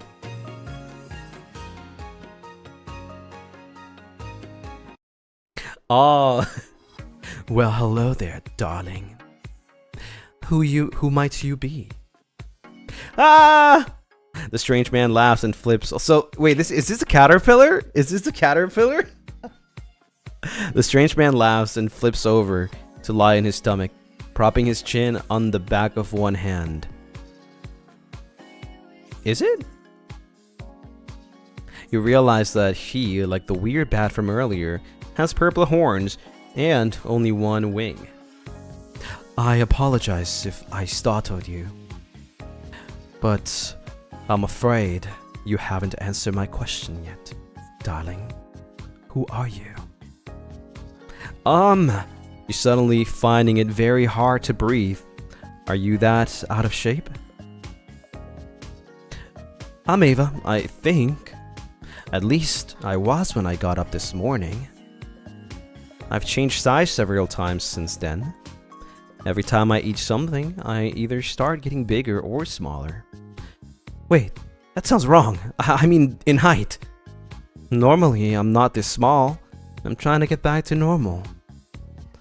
But the last time I tried that, I ended up stuck in some elf's house and the strange man holds up a hand to cut you off. You're rambling, darling. Normally, I'd let you go on, but I'm afraid you've lost me. What do you mean by all that? Well, explain yourself. I can't explain myself if I'm not myself, can I? I'm still afraid I still don't understand. How else am I supposed to explain it? I was 5'6" when I jumped down a rabbit hole, and then I was 1.5 feet, and then I almost broke the roof off of that hall with all the doors. And then I was back to being 2 foot nothing, and then I got stuck in the elf's house because of that damn stage manager. And then the elf hit me with a shrinking blast, and now I can't be more than 3 inches tall. In so many different sizes in a day is very confusing. Is it now? I certainly don't know what it is. Don't think it is. Maybe not to you. It feels like I'm putting through a taffy machine. I'm being put through a taffy machine. How would you feel if that happened to you? Well, I don't think I'd find it particularly odd. That wasn't my point. All I know is it would feel very strange to me. You see a glimmer of mischief in the man's eye. Who are you exactly? I'm telling you, I don't know anymore. Alice is going crazy. I mean, Ava is going crazy. Why don't you tell me who you are for a change? Ah, have I forgotten to introduce myself? My apologies. He places his free hand on his chest. My name is Xander Netherbrand, incubus of Scion of House of Netherbrand. At your service. You really haven't been much help, if I'm being honest. Now, what kind of attitude is that? Oh, now it changed to Xander. I thought it was just like... Is this the first time... Wait, is this the first time we actually get the name of a person? Or have I not been paying attention to that? I feel like this is the first time. Malum also was Malum? I thought it was Genie. Or Cheshire Cat or something like that. Maybe I just haven't been paying attention. But back at the matter at hand, you believe you've changed. And I would like to get back to normal and stop doing so. Yes. And what is normal for you? Normally, I'd say 5'6", but now I really don't know anymore. Though I would like to be more than 3 inches tall. It sucks. Well, I personally think it's a fine size to be. I'm not used to it. What if I get eaten? Xander smirks. I certainly wouldn't mind that very much myself. You're not helping. I'm messing with you, darling. My apologies. But I think I do have a solution to your problem. The incubus swings his legs over the edge of the mushroom cap and hops onto the ground, making you jump back a little. If I remember right, one of this mushroom will make you bigger, and the other will make you smaller. It's been some time since I tried it myself. Being 3 inches tall has its benefits, you see. I told you already, I don't see. Aw. But I believe that the solution is your little problem. He chuckles to himself. The writing for this is so him. It's pretty good. Like, everything so far has been perfect. Now, if you'll excuse me, I must be off. Off to where? Oh, you know.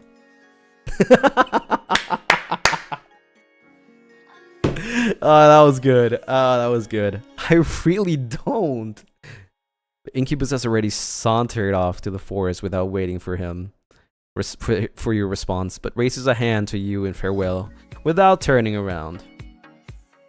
You sigh in exasperation and turn back into the mushroom.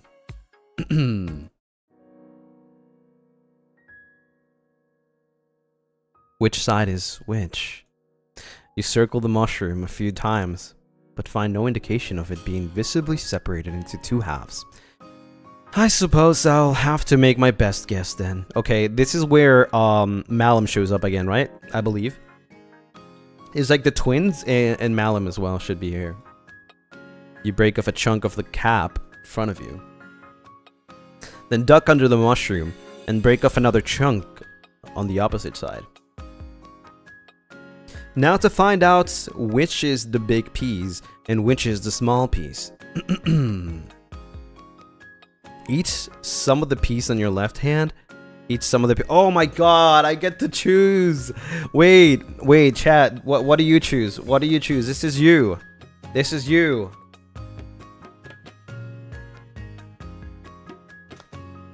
Right.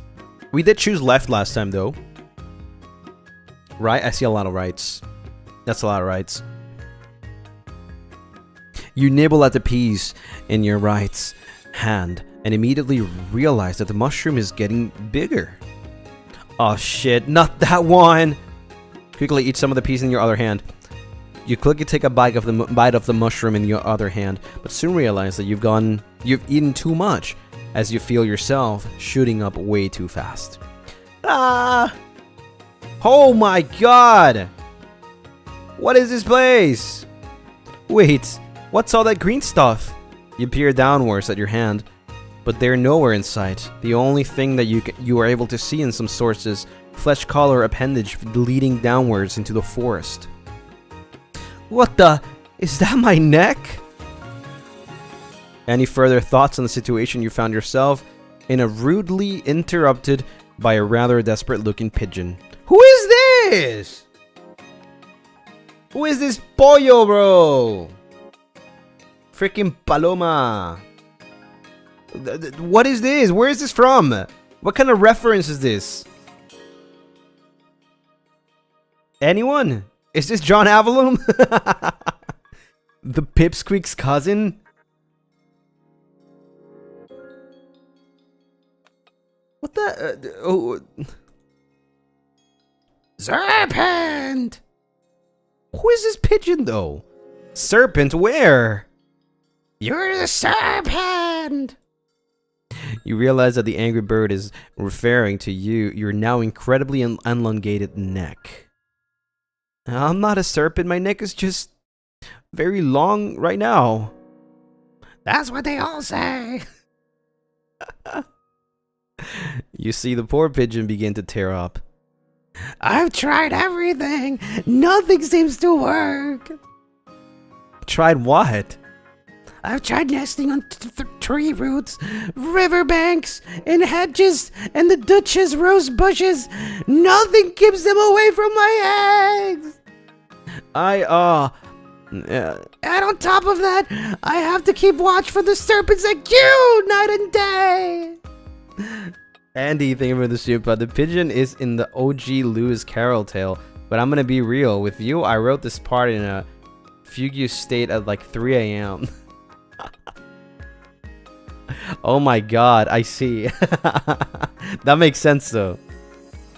I haven't slept in 3 weeks. I'm so sorry you're having all this trouble. Your attempt at reassurance doesn't seem to work, as the pigeon shrieks begins to reach frequency levels only audible to dogs. I was just trying to find the reference of the pigeon, like as in like who in Avallum would this be, right? Ravallum. But I don't think anyone has a pigeon as their mascot. And just when I decided to build my nest all the way here in the highest tree, I couldn't find this in the damn forest. Just when I thought I was free of those godforsaken serpents, they come wriggling all the way up here. But I'm not a serpent. I've been trying to tell you that this whole time. One of the pigeon's eyes begin to twitch. What are you? I'm a regular girl. A likely story. The pigeon begins furiously pecking at your face as you try your best to dodge the beaky assaults. I've never seen a regular girl with a neck like that. You're after my eggs, aren't you? You're all the same. I don't want your eggs. Upon hearing that, the pigeon pauses in confusion. You don't? No. Oh. Then get out. Angry Hakito noises. They fly back to the nest and grumpily settle down into their eggs. Oh, that was weird. I should probably unshrink my neck in case any other birds come by. Eat some of the mushroom in your right hand. It takes a bit of effort, but after some careful nibbling, your neck returns to normal, and you're back to your usual height. Whew, that was an experience. Now, for the garden that was behind that tiny little door. You pick a direction and set off into the woods once more. Ooh, that looks pretty. After some time of seeing nothing but trees and more trees, you eventually come across a small clearing. The house on the far side, however, seems to only be able to be about 4 feet tall. Way too small for me currently. I'd probably scare off the occupant too, being this big. I think I still have some of that left side mushroom. Oh my god, more? You nibble at the mushroom until you're small enough to fit through the front door of the house. There we go. While you were hiding in the woods, shrinking yourself down, some sort of very round creature with a single horn on the right side of their head has waddled into the clearing and up the house front door. Wait, is this Onimaru? No, this is an adventurer. Well, this we'll have to do. They take a few steps back from the door, then run and slam themselves against it. Hope that was loud enough. A small window in the door creaks open after a few seconds. You could just use the doorbell, you know? I'm 18 inches tall. Point taken. The door creaks open, and a wispy ghost, rather similar to the one from the lake, floats down the round creature's level. What business did you have using with the Duchess? The round creature produces an envelope as large as themselves out of thin air, and it offers it to the ghost. For the Duchess, an invitation from the Queen to play croquet. The ghost takes the letter with some difficulty and nods at the round creature. From the Queen, an invitation for the Duchess to play croquet. With that, the two bow deeply to each other, except the round creature leans a little too far forward and topples forward onto their face. Who is the Queen? There's Queen and Duchess. Who are those? Oof. Yo, peak dialogue over here. Peak dialogue, man. Oof.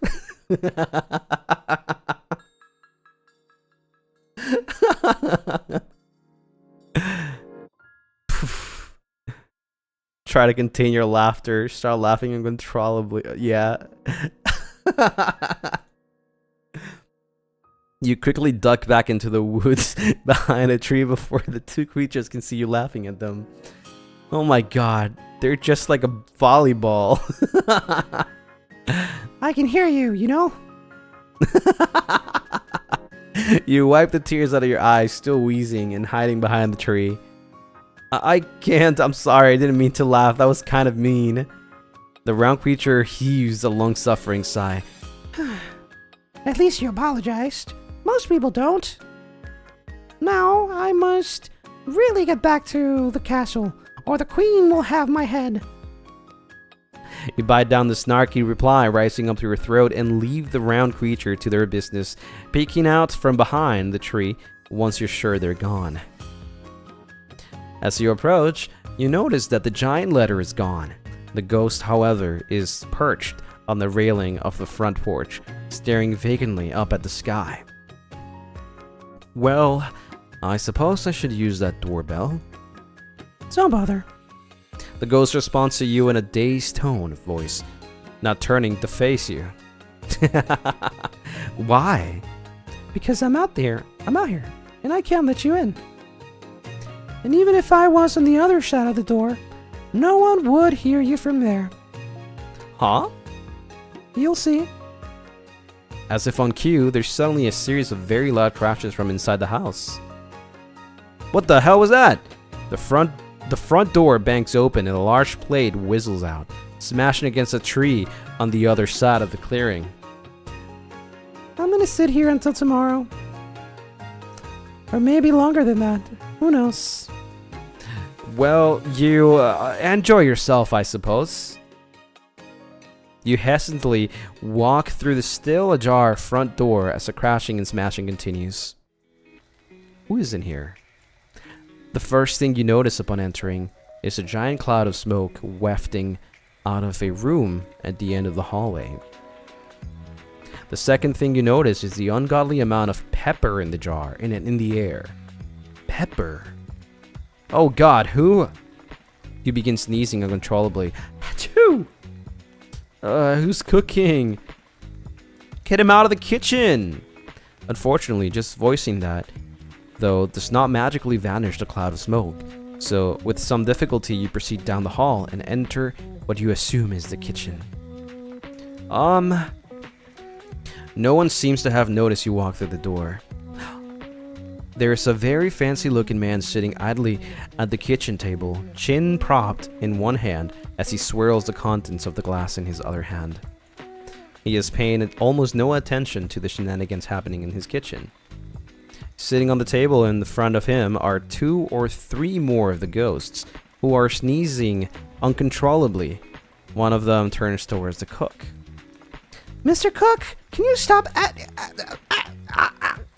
Achoo! One of the other ghosts nearly falls off the table in surprise. The terrible cook in question seems to be a black acoustic guitar wearing a chef's hat. What are you talking about? Somehow they are busily stirring a cauldron of soup, which you quickly realize the source of the pepper. How is that a soup supposed to be still edible? No one provides an answer to your question. The fancy-looking man sneezes a fancy sneeze. Achoo. You notice the cat-eared genie from earlier lounging inside the hearth. Hearth. I don't know how to pronounce that word. Somehow, that is the least weird thing happening in this kitchen. Excuse me? The fancy-looking man finally notices you. Yes? Why is there a genie sitting in the hearth? Because he's fireproof. I don't know how genies were fireproof. All of them are. Most of them take advantage of it. I would too if I was a genie, to be honest. I don't really know any genies that are like sitting on hearths. Okay, hearth. The man puts down his wine glass and smiles at you. Yeah, Malum's the only one I know. One moment, please. He turns his attention to the guitar cook. Luna, could you please stop putting so much pepper in that soup? You're making the Lunaris sneeze. Indignant guitar riff. What is this, man? This is out of a freaking like fever dream or something. I don't know. Luna, we've been over this. If you're trying to do spice training, it only works if you start with a little bit of work and work your way up to the higher levels. Filling the entire house with pepper does not work the way you think it does. Angry guitar riff. Somehow you're able to understand that the guitar is thoroughly pissed off. What you're not able to understand is how exactly it starts picking up everything within its reach and throwing it at the fancy looking man. Oh my god! You immediately take over a cover under the table from the shower of fire irons, saucepans, and dishes. The man, however, is completely unfazed. Luna, please don't make me rebuy all the dishes again. Defiant guitar riff. At least we're almost out of pepper. Oh, should I go get ready for that croquet invitation? You blink in confusion. Wasn't the invitation you saw earlier for a duchess? You're the duchess? I am, yes. I thought the term was duke, for men at least. The duchess shrugs. The queen was the one who gave me the title. You don't argue with the queen. Ah. Now, if you'll excuse me, I have a royal invitation to answer. Normally, I'd say you're welcome to stay, but I think you should get out of the house before Luna turns you into a living sausage with all that pepper. With that, he swishes out of the kitchen. Damn, Luna is ruthless. You follow him into the hall and find the nearest exit. Finally, fresh non-pepper air. Now, where do I go from here? Just as you're trying to get your bearings, your head is still spinning from all that pepper. A flash of red in the branches of a nearby tree catches your eye. Is this Malum? Yeah. Seems that the genie from earlier followed you out of the house. You're pretty sure that he was still sitting in the hearth when you left. Malum? Cheshire genie? Yes. The genie smirks at you, drawing out his reply. Do you know which way I'm supposed to go from here? Well, that depends on where you want to go. I don't really care where. Then it doesn't matter which way you go. What? You didn't let me finish. I said I didn't care where I ended up, as long as I got somewhere. Walk along enough, and you'll get somewhere for sure. You get the feeling that this conversation is going nowhere, just like you. Okay, let me try again. Who lives around here? Let's see.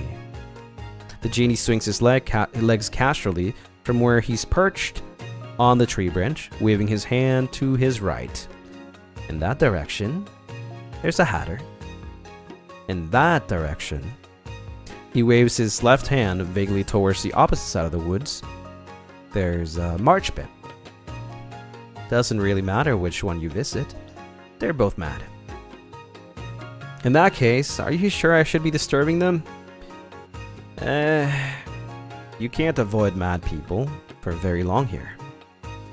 I'm mad. You're mad. We're all mad. You don't know that. You must be mad, or you wouldn't have come here. You think back to how you ended up in this weird place by jumping down a bottomless rabbit hole. I guess you have a point.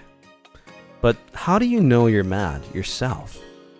The genie mulls over your question for a few seconds, tail swishing idly behind him. Dogs aren't mad.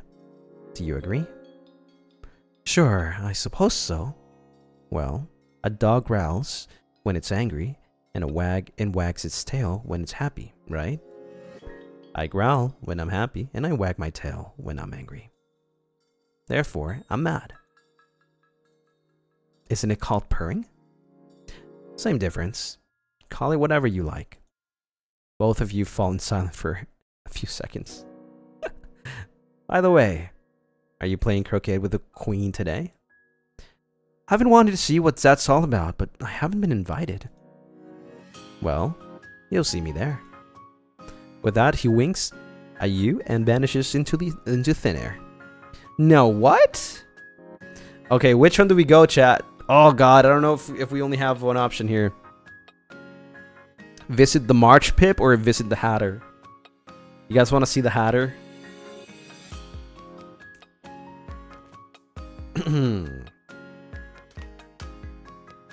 Alright, let's go. To the Hatter, I suppose. I have no idea what a pip is. You set off in the direction of the genie indicated. After about 10 minutes of walking, you begin to hear the distant crashing of waves. The genie did say the Hatter lived on a ship.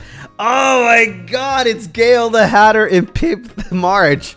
Ain't no way. Are we anywhere near the ocean? As you're pondering this, the trees give way to a large clearing in the forest, and you quickly realize that you are indeed not anywhere near the ocean. You know what? Actually, I'm so stupid. That makes so much sense because Gale is wearing a hat. So he is the Hatter. I'm so stupid. That makes so much sense. This is, however, a full-size wooden sailing ship moored in the middle of the comparatively tiny lake in front of you. Huh? How does that even happen? Upon closer inspection, you notice a plank propped against the deck leading to the shore. Time to meet this Hatter, I suppose. As you ascend the gangplank and board the ship proper. Music. You notice that the only thing on the deck is a very long table that looks like it's set for tea. A pirate with a large hat and eye patch is seated at the far end, along with a large but otherwise ordinary looking parrot squeezed in beside him. The rest of the seats at the table, save for one, are occupied by a bunch of the round parrots you saw earlier at the lake. Most of them are asleep. When the two at the end of the table see you approaching, they panic a little. Hang on! There's no room for you! Nope. Not a single seat. You glance pointedly at the empty armchair at the close end of the table. Really? Really? But there's no one sitting here. You ignore any further protests from the pair you assume is the Mad Hatter and the March Pip, and plop yourself down in the empty armchair. Ah well, have some whiskey. You scan the table for any whiskey bottles, but don't see any. There's no whiskey. Yeah, I drank it all. Then why do you offer it? Why do you sit down without being invited? That is so Gale-coded, bro.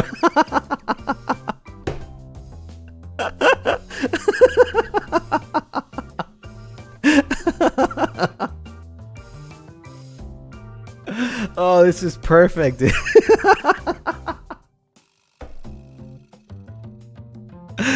Well, I didn't think this was your table specifically. There's so many other birds here. Oh, you mean the pipsqueaks? The Hatter waves a dismissive hand at the rest of the table's occupants, the feathers on his hat swaying with the movement.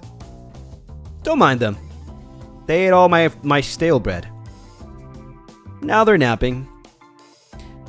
Well, if you fed them more often, this wouldn't be happening. Really now, Pip? Me? Feeding the pipsqueaks? Next you'll be telling me that I have black hair. You did that one time! That was after a whole barrel of ale. We don't talk about that. Excuse me. You clear your throat. The Hatter, Pip, and several of the pipsqueaks immediately turn to face you. What I wanted to ask was, why is your ship all the way out here? Oh! We move the ship every day. It's either in a small lake or in the middle of the forest. Why would you do that? Because of the horrors. You know how it is. I really don't. Yeah, that's probably why we call it a mad. They call me mad. Mad as a mushroom. At least I'm not mad for vegetables. Blech. The Hatter suddenly looks like he remembered something. Oh, yeah. I wanted to ask you a question. Sure. Why is a parrot like a... Wait, why is a parrot like a writing desk? Why is a what like a what? I said, why is a parrot like a writing desk? Maybe you should get your ears checked. Well, excuse you. But I guess I can't take a stab at it. If by that you mean you can find the answer, then by all means go ahead. No stabbing's allowed on my ship. I wasn't going to stab anyone. I mean, I can try and answer your riddle.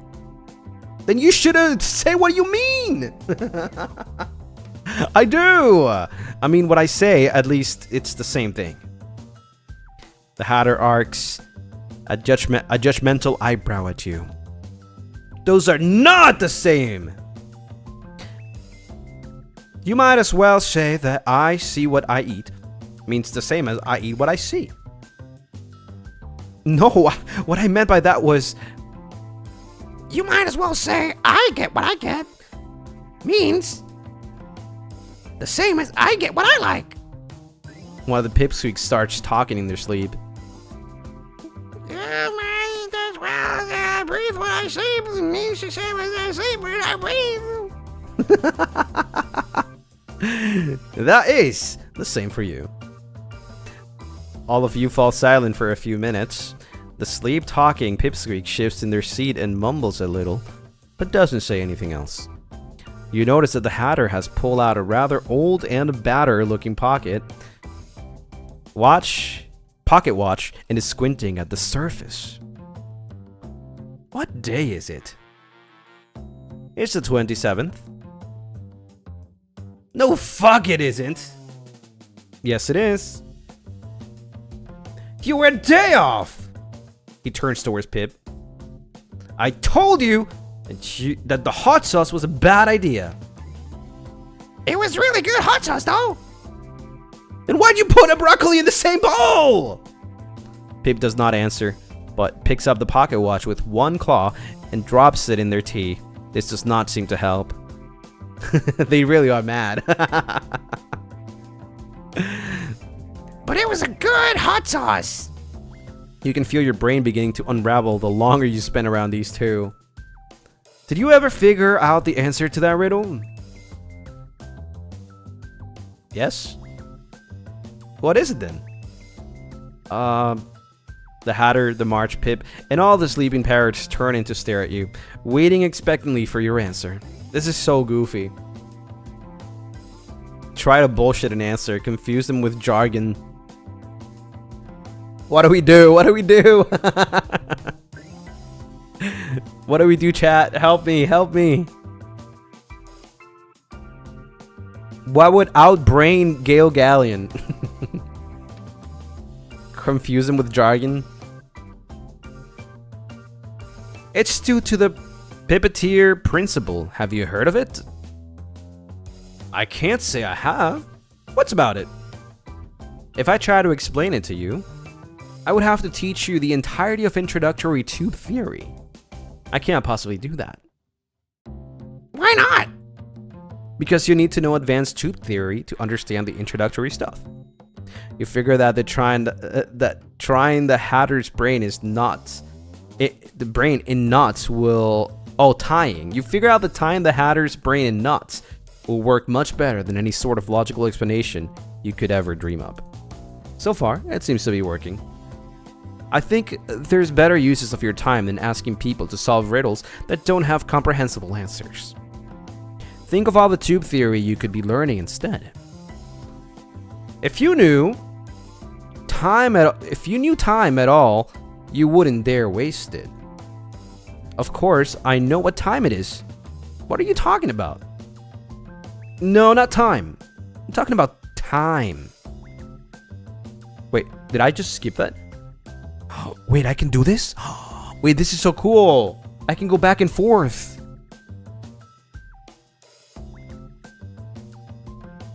You probably never spoken to him, by the looks of you. I mean, I know I have to keep time when I play music. Ah, that's your problem. He doesn't like being kept. He's not the male wife type, you know? What? Now, if you were on good terms with him, he'd do pretty much anything you wanted with the clock. Don't feel like going to class at 8 a.m? Well, now it's 2 p.m. Time for lunch! Why are you eating lunch at 2? Because the writer is projecting their experiences on me again. The writer? Yo, breaking the fourth wall is crazy. Of course Gale would be the one to do it.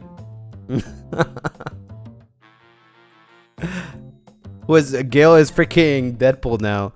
You hear a very familiar crackle, and the hologram of the stage manager appears again. I told you not to break the fourth wall during this part. Oh yeah, sorry. Anyways, as I was saying, the stage manager frowns disapprovingly as the Hatter and at the Hatter and vanishes. If you're not hungry yet, you can keep the clock at 2 as long as you like. Is that what you do? The Hatter sighs. It's strange to see something other than general madness on his face. Not anymore, at least. Please piss him off while performing at one of the Queen's concert last March. Long story. He's embarrassed and he doesn't want to talk about it. The Queen claimed he was wasting time and went off his head with his head. You know how he is. Honestly, he's probably the most mad of all of us. And now time won't talk to him anymore. And I'm perpetually stuck at 4 p.m. Is that what the table said for tea? Yep. And since it's always tea time, we don't have time to wash anything. Usually, one of the pipsqueaks tosses it over overboard when we're at the lake. Then the dewdrops get mad and toss it all back. Some of it breaks, but it's what we can manage. That doesn't seem very efficient or nice. The Hatter glares at you. Well, do you have a better idea? Now you're asking me? I don't think... Then you shouldn't talk. Excuse me? The Hatter and Pip ignore you, having immediately gotten into a debate about the intricacies of a marshmallow sandwich. I think I'm done here. Leave. You're halfway down the gangplank before you realize that you're surrounded by trees. Wait, wasn't the ship in... You know what? Never mind. You glance back at the ship's occupants, mostly to see if they notice your departure. They're too busy trying to stuff one of their sleeping pipsqueaks into the teapot. I really don't know what I expected. You wander aimlessly in the forest for a bit, still trying to recover your higher cognitive functions, when you notice a door leading directly into the trunk of a particularly large tree. Huh? Might as well, at this point. Somehow you find yourself back in the hall full of doors, having come through a particularly rustic-looking wooden door. Are we back? Oh, now I can do things in the proper order. You walk up to the little glass table and take the golden key. The door swings open easily, and it's time to make sure you leave the key in the lock. Now to shrink myself down again. You dig around in your right pocket for the last of the mushroom. Here it goes. Eat some of the mushroom. You carefully nibble at the mushroom until you're small enough to fit through the door to the garden. Finally! Time to see what this garden is all about. The first thing... Ooh, this is the Queen's Garden, isn't it? The first thing you see upon arriving in the garden proper is a large rose bush on the side of the path. Wait, hold on, chat. Wait. Theory here. If I am the Duchess and I got an invitation from an adventurer to go to the Queen's place, doesn't that mean that Altus is the Queen? Right? It kind of looks like it, right? I think so. You're not sure what color the roses are supposed to be, because half are red and the other half are white. Interesting. 3 of the round single-horned creatures you saw earlier at the Duchess' house are busily painting the flowers red. This is so cute. Yeah, it's definitely Altus. It's definitely Altus. This is so cute. You approach quietly, more out of morbid curiosity than anything. Hey, stop smashing paint on me like that! Watch where you're waving that brush, Five! Well, I'm sorry, we're trying to drop it even 7 bump your elbow! Yeah, blame it on the others like you always do, Five. You have to talk. Yes, you overheard the Queen say you deserve to be beheaded. What for? None of the goddamn beeswax, too. It's so is his damn beeswax, 7, and I tell him why. It's because he spoke as it's because his spade ass brought the cooked tulip bulbs instead of onions. Of all the things to accuse me of, I did not do that. It's at this point that all 3 gardeners notice you standing there staring at them. All 3 of them immediately turn towards you and bow as slow as they can without falling over. Wait, what? Why are you painting the roses? They're just like laying down. 5 and 7 look at each other, then at 2. 2 gulps nervously. Well, you see, this rose bush was supposed to be red, but we put a white one by mistake, and now it doesn't match the rest of the garden. And if the queen ever finds out, he's surely going to have our heads cut off. So before he comes by, we're doing our best to... 5, who has been looking around anxiously this whole time, suddenly jumps in alarm. Their paint's bucket tips over, but they don't seem to notice. The queen is here, the queen! And they... All 3 of the gardeners promptly throw themselves flat on their faces at the sound of approaching footsteps. You look in the direction of the footsteps and see a very large royal procession approaching you and the gardeners. In front are what you assume are the soldiers and the various members of the royal court. They're all the same kind of single-horned brown creature the gardeners are.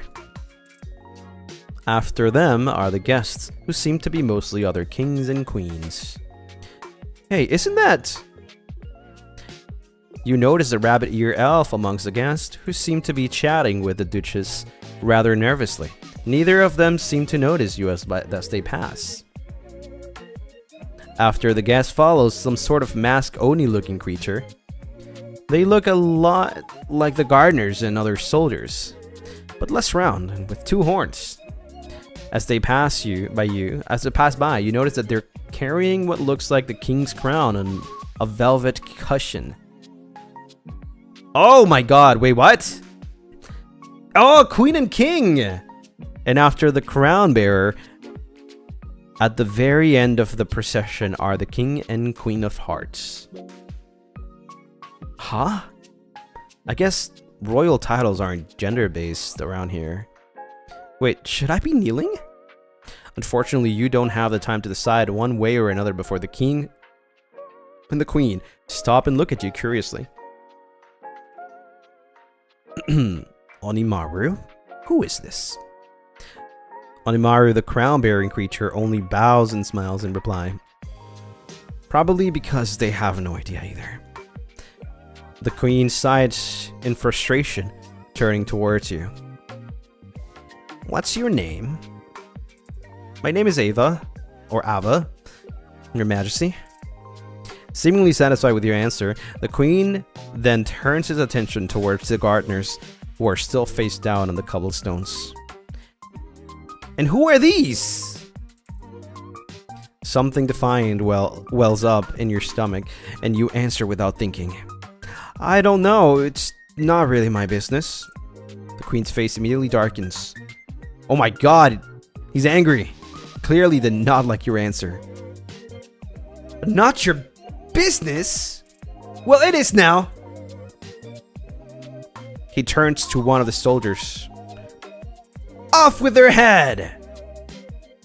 For some reason, the mere presence of the queen is making you unusually quick to anger. That is the most bullshit thing I have heard all day. Your outburst shocks the queen into silence, which seems to give the king the opportunity he was looking for. She's only a child, dear. Dear? Oh my god, he's sweating. Why are you sweating? You guys can't see him. There you go. Surely that's a bit too drastic.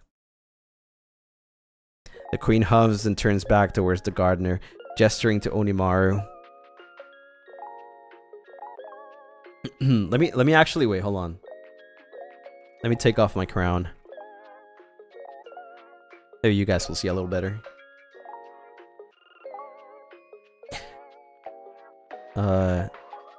Turn them over. Onimaru waddles over and carefully prods them with his foot until the gardeners are rolled onto their backs. Get up! The 3 gardeners immediately spring to their feet, frantically bowing to everyone in sight. Oh, stop that! You just look ridiculous. Arches, whatever you pronounce that word. An eyebrow at the paintbrushes and buckets forgotten on the ground by offending the rosebush. What have you been doing here? I can't explain. We were trying to. The queen barely seems to be listening, instead watching intently as a drop of red paint rolls down one of the roses and lands squarely on two bowed heads. Enough of that. Off with their heads. With that, the procession moves on. 3 of the soldiers break ranks and approach the now trembling gardeners, who scramble to you for protection. Please help us. Don't worry, I will. That was ridiculous. You quickly scoop the gardeners up and plop them into a nearby flower pot. The 3 soldiers wander around for a bit trying to find the gardeners, but eventually give up and march off. You hear the queen shouting at the soldiers from some distance away. Are their heads off? Their heads are gone. Good. Can you play croquet? Soldiers turn to look at you. Yes? Follow me then. He gestures for you to join the royal procession, and you do, half out of not wanting your head to come off, and half out of morbid curiosity. After a short while, you hear a familiar voice next to you. Fine day, isn't it? You turn to look at the rabbit ear elf. He looks very uncharacteristically nervous. It's very nice out, Mr. Floros. No need to be so formal. Just Cassian is fine. Weren't you talking to the Duchess earlier? Where is he? Shh. Cassian all but shoves his hand over your mouth as he glances around nervously.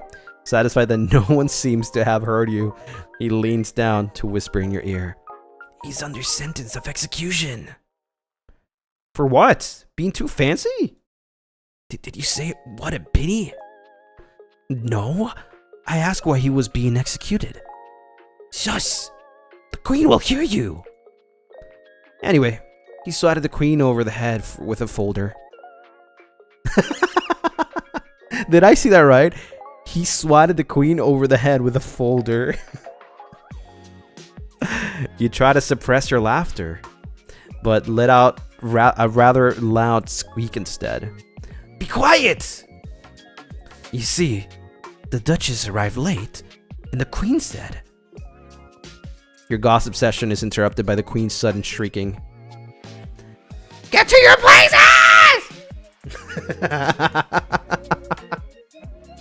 Places? While you were absorbed in your conversation, the royal procession has apparently arrived at some sort of croquet ground. Or at least, you assume it is, because it's the most uneven croquet ground you've ever seen. I take this as a normal occurrence. Oh yeah, happens every week. Here's your flamingo. Huh?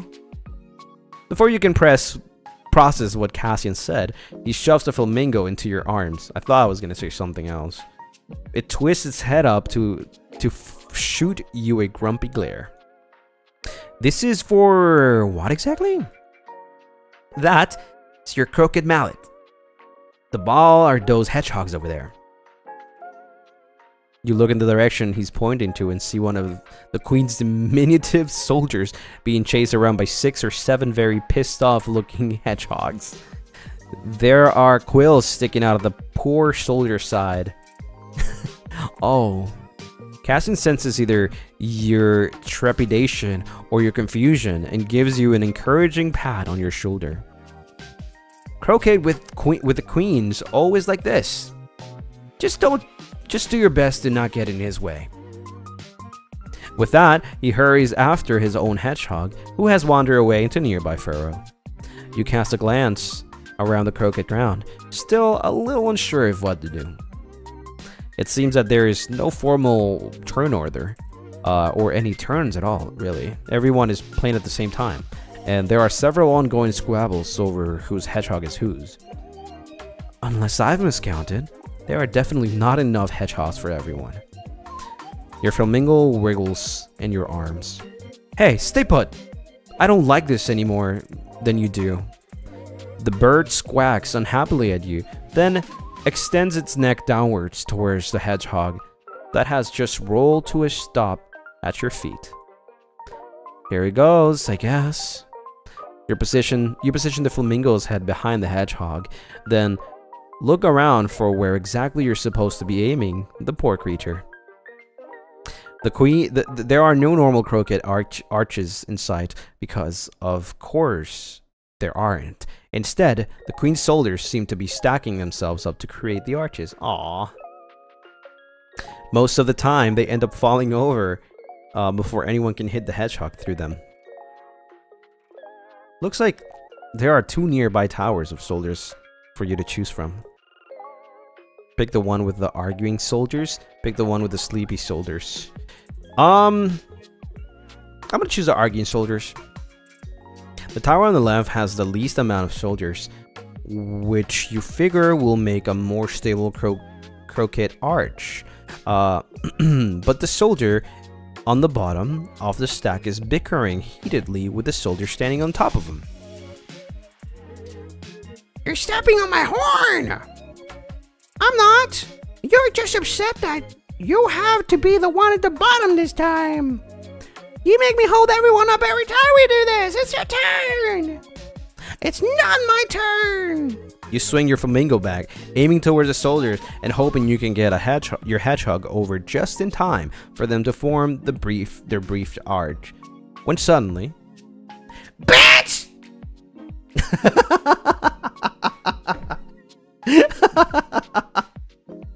You and your flamingo both jump at the queen's angry shrieking, and you lose your grip on the bird.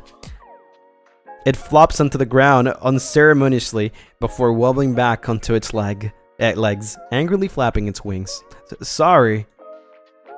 In the meantime, the queen is stomping around and shouting for some poor courtier to be separated from their head. Ooh. You gather up your flamingo again and look back down at your feet, only to realize that your hedgehog has wandered off amidst all the chaos. No wonder everyone here is mad. You're wondering if anyone would really notice if you snuck off amidst all the chaos when you see red smoke floating out of a nearby bush. Oh, that genie did say that he'd see me at croquet. At least now I have someone to talk to, I guess. After a few seconds, Malum sticks his head out of the cloud of smoke. Fancy seeing you here. Well, you did say you would be at croquet. You put down your flamingo on its feet this time, and begin recounting the chaos of the croquet game to the genie. I really don't know how this counts as a game of any sorts, honestly. There aren't any turns. The equipment consists solely of live animals that run away from the players, and the queen is going around executing whoever pisses him off. A complete disregard of the concept of the magic circle. Malum tilts his head to the side in confusion. What's a magic circle? I'm not sure, actually. Why'd I say that? You hear the all-familiar crackle of the stage manager's hologram appearing next to you. Because the writer can't resist the allure of breaking the fourth wall. I need to have a serious talk with them after this. Can you tell us what a magic circle is while you're here, at least? The stage manager pinches the bridge of his nose and mutters something to himself before responding. The magic circle is a concept in games where normal rules and reality are replaced by those belonging to the game's world. Much like this circus you found yourself in. Now, if you will excuse me, I have actors to choral.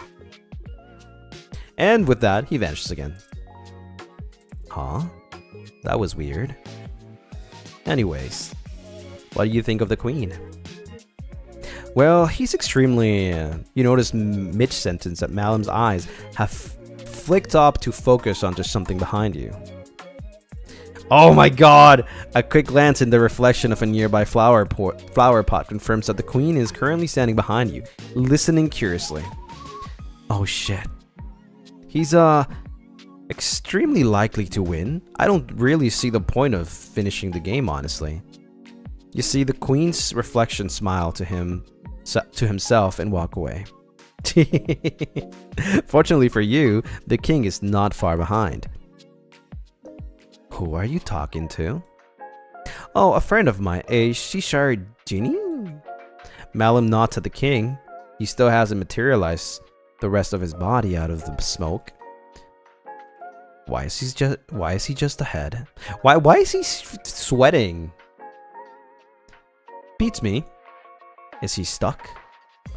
Malum says nothing, but winks at the king. It's at this moment that the queen returns. What are you two looking at? No, what are you looking at, dear? A floating head, by the looks of it. In my garden? He huffs impatiently. I suppose we'll have to remove it. Then off with his head! Wait, hold on.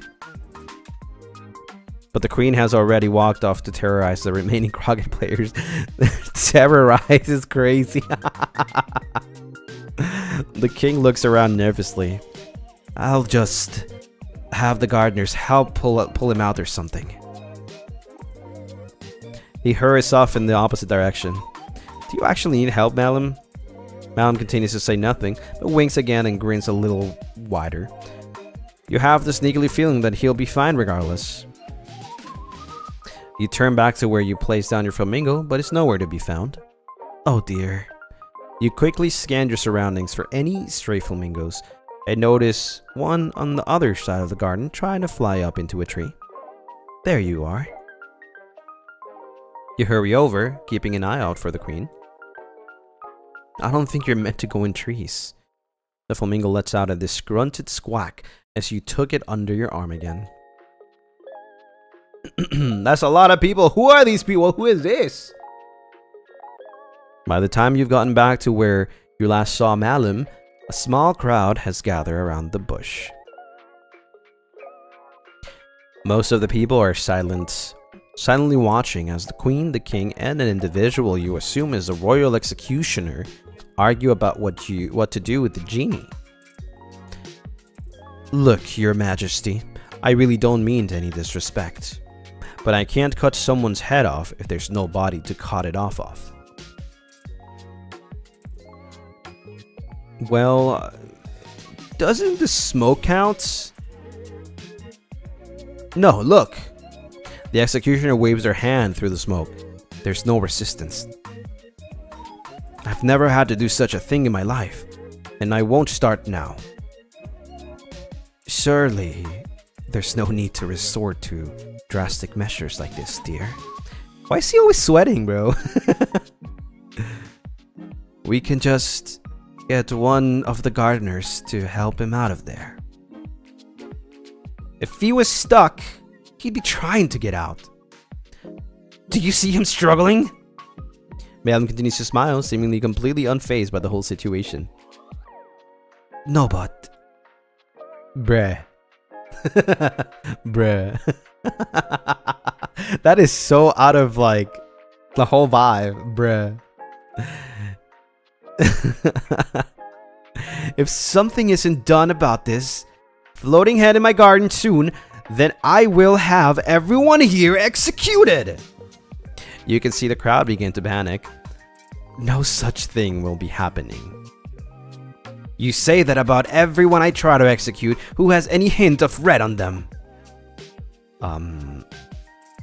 All the three arguing parties, and the entire crowd turns to look at you. Your flamingo wriggles uncomfortably in your grasp.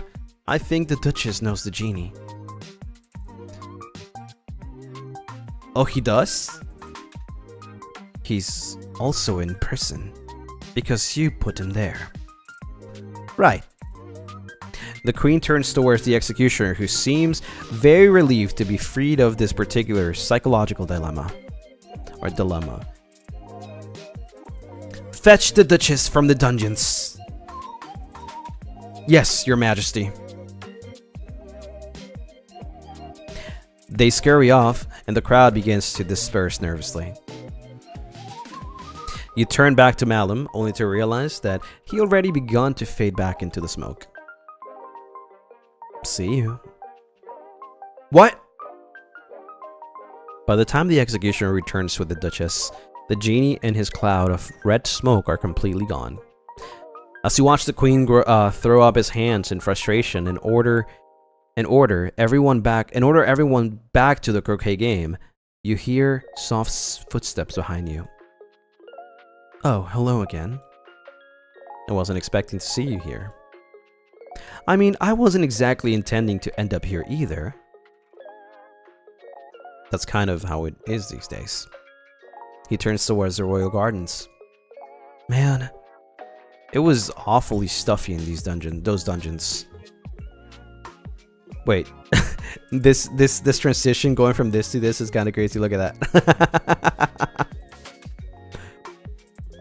Like, Lucy, smile for the picture. Another picture.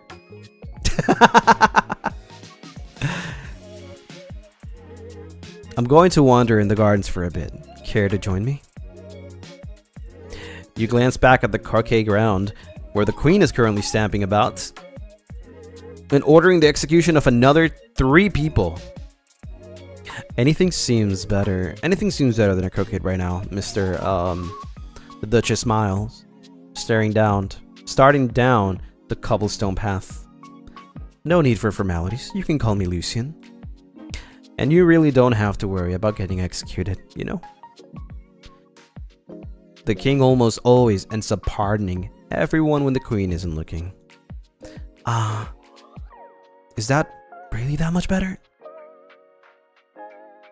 As you follow Lucien down the garden path, the sound of the croquet game eventually give way to burbling water and the rustle of wind through the leaves. You notice that he seems a lot more present than he was in his pepper-filled kitchen, idly commenting on the various flowers and occasionally letting the nearby birds perch on his hands. Maybe pepper makes people absent-minded? But that wouldn't explain the reaction of the ghosts. One of them did try to ask the cook to add less pepper. What was going on with that cook anyway? You haven't said anything in a while. What are you thinking about? Lucien's voice startles you out of your thoughts. I was actually wondering about your cook. What was the deal with them? Oh, you mean Luna. He chuckles himself. She gets like that every once in a while. Don't worry about the state of my kitchen too much. She's also a guitar? I hope that isn't offensive. Oh, not at all. She used to be a normal guitar. You voiced that Lucien guy so well. Then the Hatter accidentally hit her with some sort of weird spell while I was visiting. Not the worst outcome, all things considered. I see. You're pondering the kind of magic that could turn a guitar into a cook when you suddenly hear an angry shriek from behind you both. Is it not you? You! I take my eyes off of you for a second and you have the gall to run off? Ah, His Majesty is here. He turns around to face the incensed queen, mischief glittering in his eyes. It's quite a nice afternoon, isn't it, Your Majesty? I brought you out of the dungeons so you could get rid of that damn genie, not go strolling around my royal grounds with another guest. Lucien shrugs, not seeming bothered in the slightest. Last I checked, he'd left. What are you going to do now? Kill me? I was already planning to do that. I mean, you could try. He smirks. You see a flash of sharp teeth. But it'd be awfully embarrassing for a royal execution to fail in front of all the guests and courtiers. Don't you think? Are you calling my bluff? Maybe I am. As the two argue, you notice something odd about the Queen's shadow. It's rippling a little, and there are strange tendrils starting to appear on it that don't seem to be present on his actual body. I'll give you one warning then.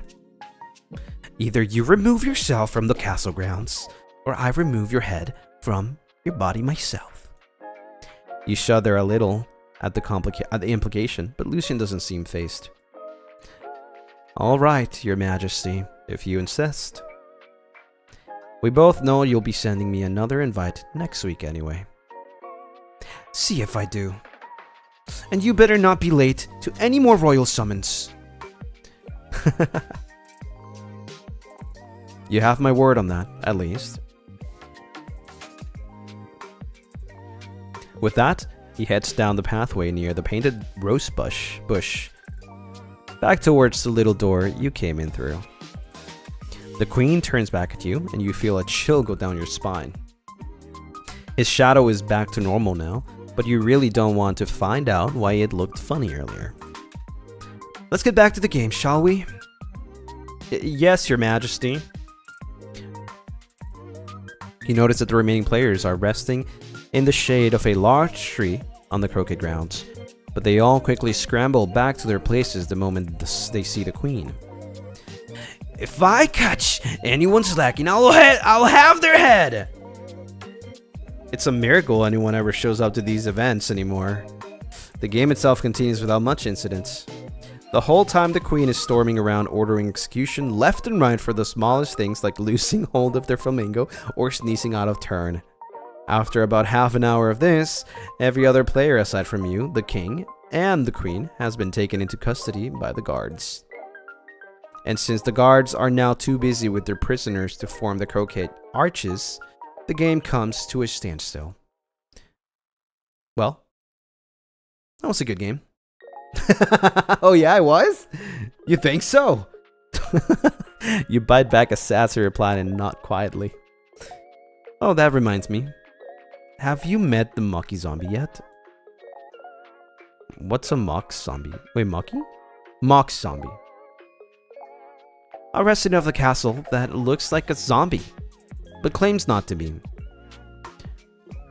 You should go talk to him. It's sort of a tradition for new visitors. Is it? Follow me.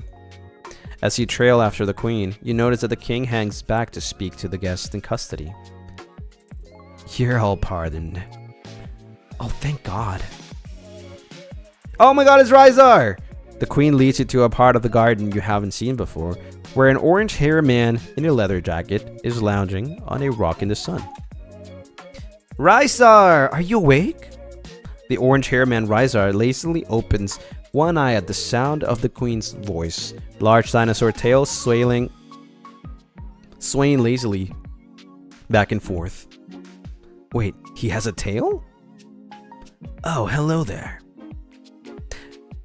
I keep telling you not to nap on duty! Whoops, sorry.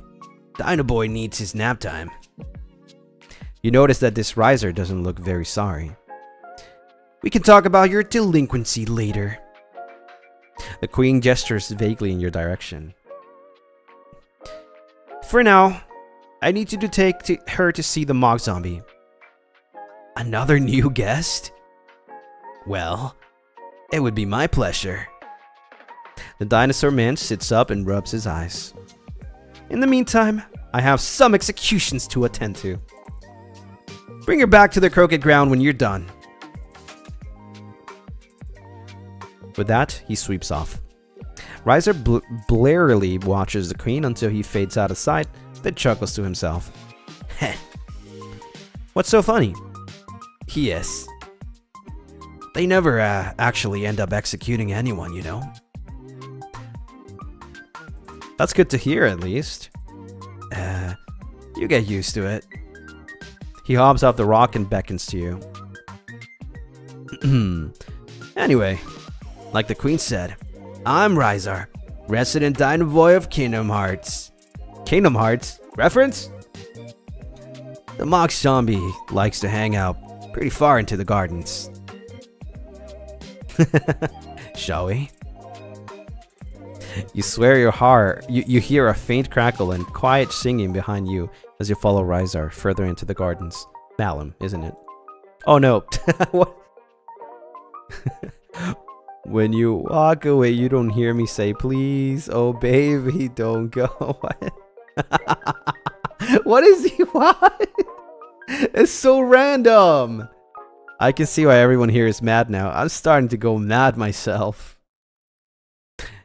Eventually, you spot a pink-haired figure in the distance, sitting on a small rock ledge near the garden.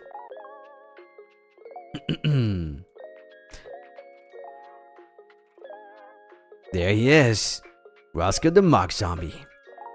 You're still a good distance away from the Mock Zombie, but you can hear his sighing and huffing from all the way where you are. Why does he sound so annoying? Is his thing, you'll see. The pink-haired man regards you curiously as you approach. Hey, another new guest? Yep. Apparently, she managed to play an entire game of croquet with the queen, and now I get sentenced to death. Wait, how do you know that? Riser simply grins at you. Alright, fine. Sit down and I'll tell you my story.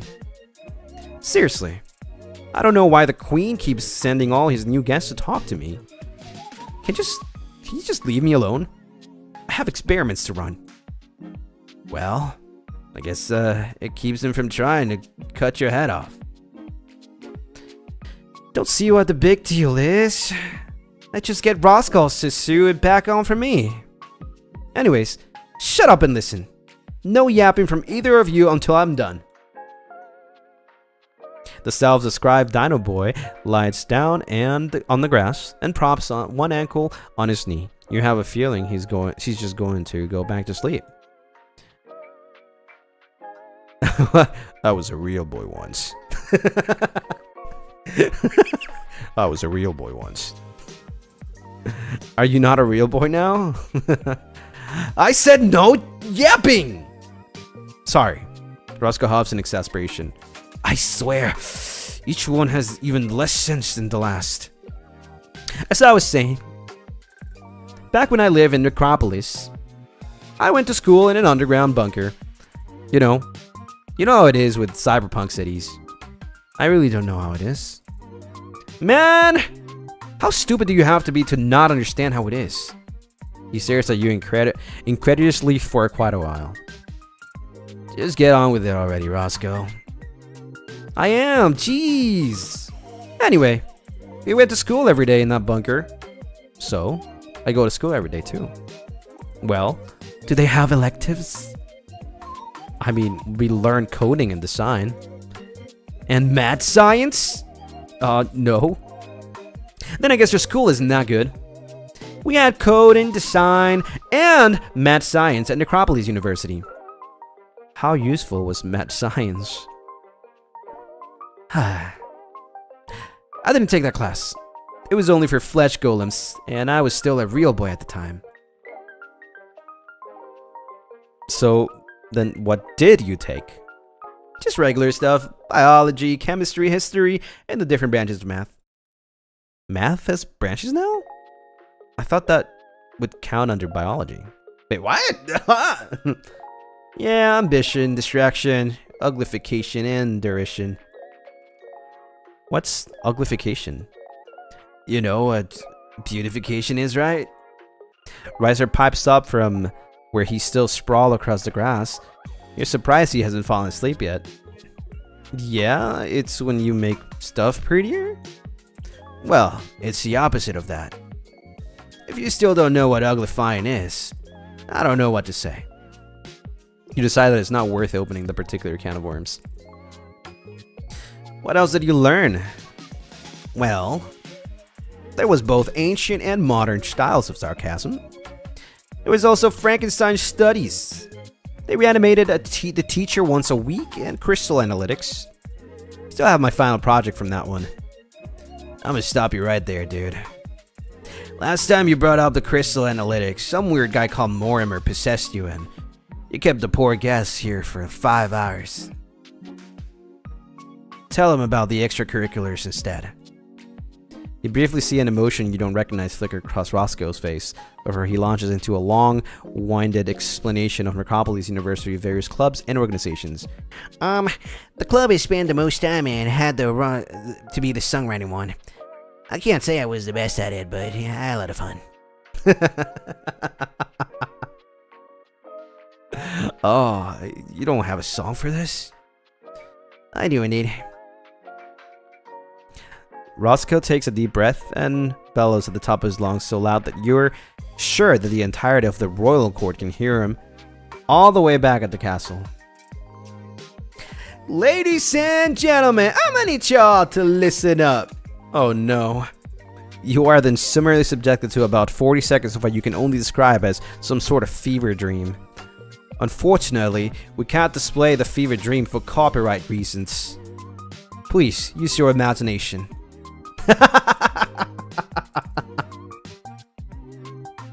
Once it's over, you stare at the zombie for a few moments, utterly baffled by what you just experienced. That was a very interesting song. Thank you, thank you. Do you want to hear another, or? You're all suddenly interrupted by some sort of alarm going off of Riser's pocket. Oh, I almost forgot about the daily trial. The daily what now? The daily trial. Did you not hear me the first time? Anyway, let's head off. Can't be late to the courtroom. Before you can react, the Dinobo has picked up both you and Roscoe on each shoulder and is running at full speed back to the castle. What trial? You'll see. The courtroom is crowded with people by the time you arrive, and Riser puts you both down. Damn! You notice the king and queen seated on their thrones at the front of the room, with the croquet players from earlier and a giant horde of the single-horned soldiers milling around the room. And standing before them in chains is Onimaru, the crown bearer from the royal procession. There's a small table between Onimaru and the thrones, and a large tray of tarts is sitting on it. Huh? That's weird. Why they put a king's knave on trial? Is that who that is? You turn to face Roscoe and Riser, but the latter has already disappeared. There's a rather tall orange-haired figure at the refreshments table in the distance, though. Yeah, probably. Probably ate something he wasn't supposed to eat. One of these days, that's gonna happen to Riser. He did run off the food table pretty much immediately. I guess he's hungry after all that running. Oh, he's always hungry. Looking around the room, again, you spot the rabbit-ear elf, Cassian, standing next to the king. He's holding an official-looking scroll of parchment in his hand. To his left is what you assume is the jury box. You recognize the 5 strange creatures from the lake sitting on the front. You're less familiar with the occupants in the back row, though. They look to be a long-eared scarlet bunny, one of the royal soldiers, some sort of frost dinosaur, a mass of shadow, and a teal-colored robotic dog, respectively. As you make your way to the general sitting area behind the jury, you notice that Riser has reappeared next to you with a bucket of fried chicken. Roscoe takes a seat on the other side, already looking very bored. Where did he get that? The usual jury is here, I see. The usual? The conversation is cut shortly by Cassian calling for silence in the court. Once the courtroom has fallen silent, the king nods to Cassian. Read the accusation, please. Cassian unfurls the scroll and clears his throat. Onimaru, the Knave of Hearts, is accused of stealing the Queen of Hearts baking! That's all. Alright then, call the first witness. First witness is the Mad Hatter! Please step up to the front! casting gestures to a chair placed opposite to the king and queen. There's an awkward silence for a few seconds before a black and gold blur falls off the second floor balcony and lands in a heap at the front of the room. The march pip flutters down in a cloud of feathers and perches on his hat. The witness says it was directed to step up to the front, not fall down into the front! Please follow protocol next time. Sorry, I was in a hurry to get here. Didn't have time to finish my tea when you called for me. It's barely afternoon. When did you start having tea? The Hatter frowns. December 9th, I think. No, it was the 12th. Someone write that down. Can you take off your hat? I can't. It's stuck. What do you mean it's stuck? Well, I wouldn't be much of a hatter without my hat, would I? Also, every time I try to remove it, I get distracted. It's probably a sign. At this point, the queen has leaned forward in his seat and closely examining the hatter. Try to remove your hat now. Well, he reaches for the brim of his hat, but seems to have remembered something important and quickly retracts his hand. Wait, where's my watch? You left it in the barrel of oil on the ship, with the rest of the robot parts. No. I know where the watch is. Where's my other watch? You're stalling. I'm not stalling. This happens every time I try to take off my hat. I told you. It's so funny, dude. Your attention is pulled away from the trial by a strange tingling sensation in your chest. Riser nudges you in the side. Has he always been this small? You're growing bigger. Is this a normal thing for you? No, I'm not doing it on purpose this time. Huh? Roscoe, what do you think? The mock zombie gives you a disinterest once over. Beats me.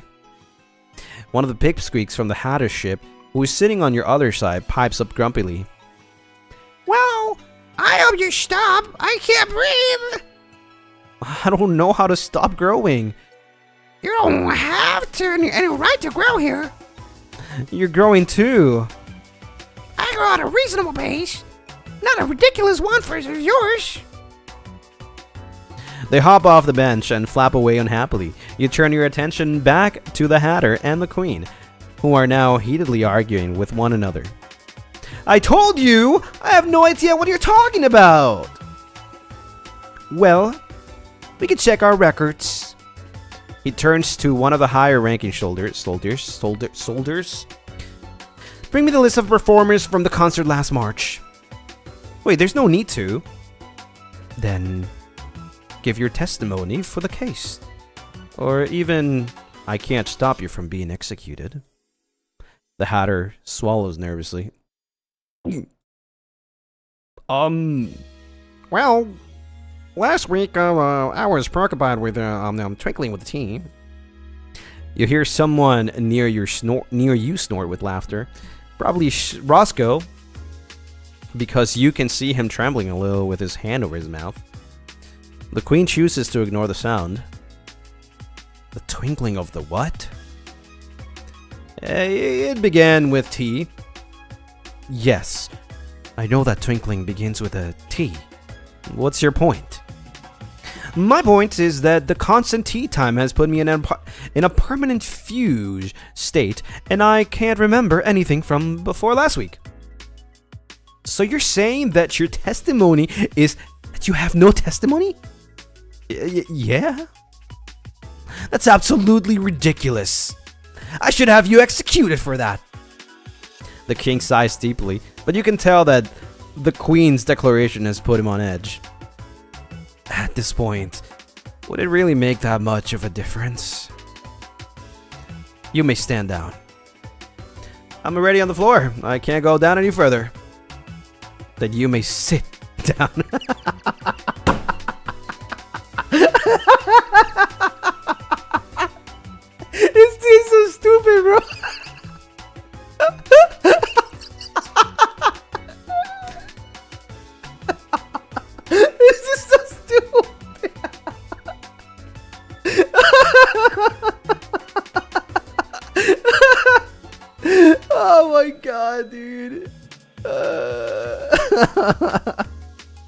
This guy, dude.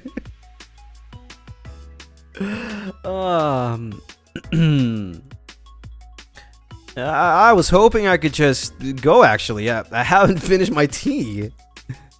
Then you may go. Oh my god. The Hatter bows hurriedly to the royals and scurries out of the courtroom, the March Pip flapping awkwardly after him. Call the next witness. Cassian squints confusedly at his scroll. Second witness is Duchess Cook Luna?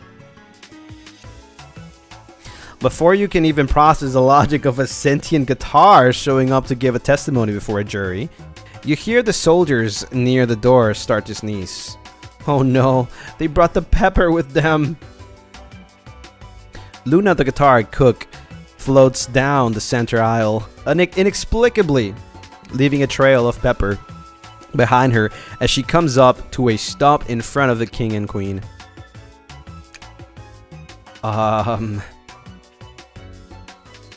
Despite appearances, I can confirm that this is the correct witness.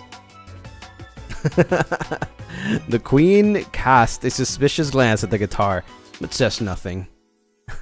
I suppose I've seen stranger things before. Luna, please give your evidence. Defiant guitar riff. You won't give your evidence. Affirmative guitar riff. The king glances anxiously at Cassian, who sighs and shakes his head. His Majesty is obligated to cross-examine this witness. Well, if I must. He glances at the queen, who seems content to let him handle this particular oddity on his own. What are tarts made of? Peppered guitar riff. Peppered guitar riff? Mostly pepper. Mostly treacle. Everyone immediately turns to look at the pipsqueak you unwillingly squeezed out of their seat earlier. Somehow they ended up fast asleep in the witness chair. God damn it! Get the bird out of here!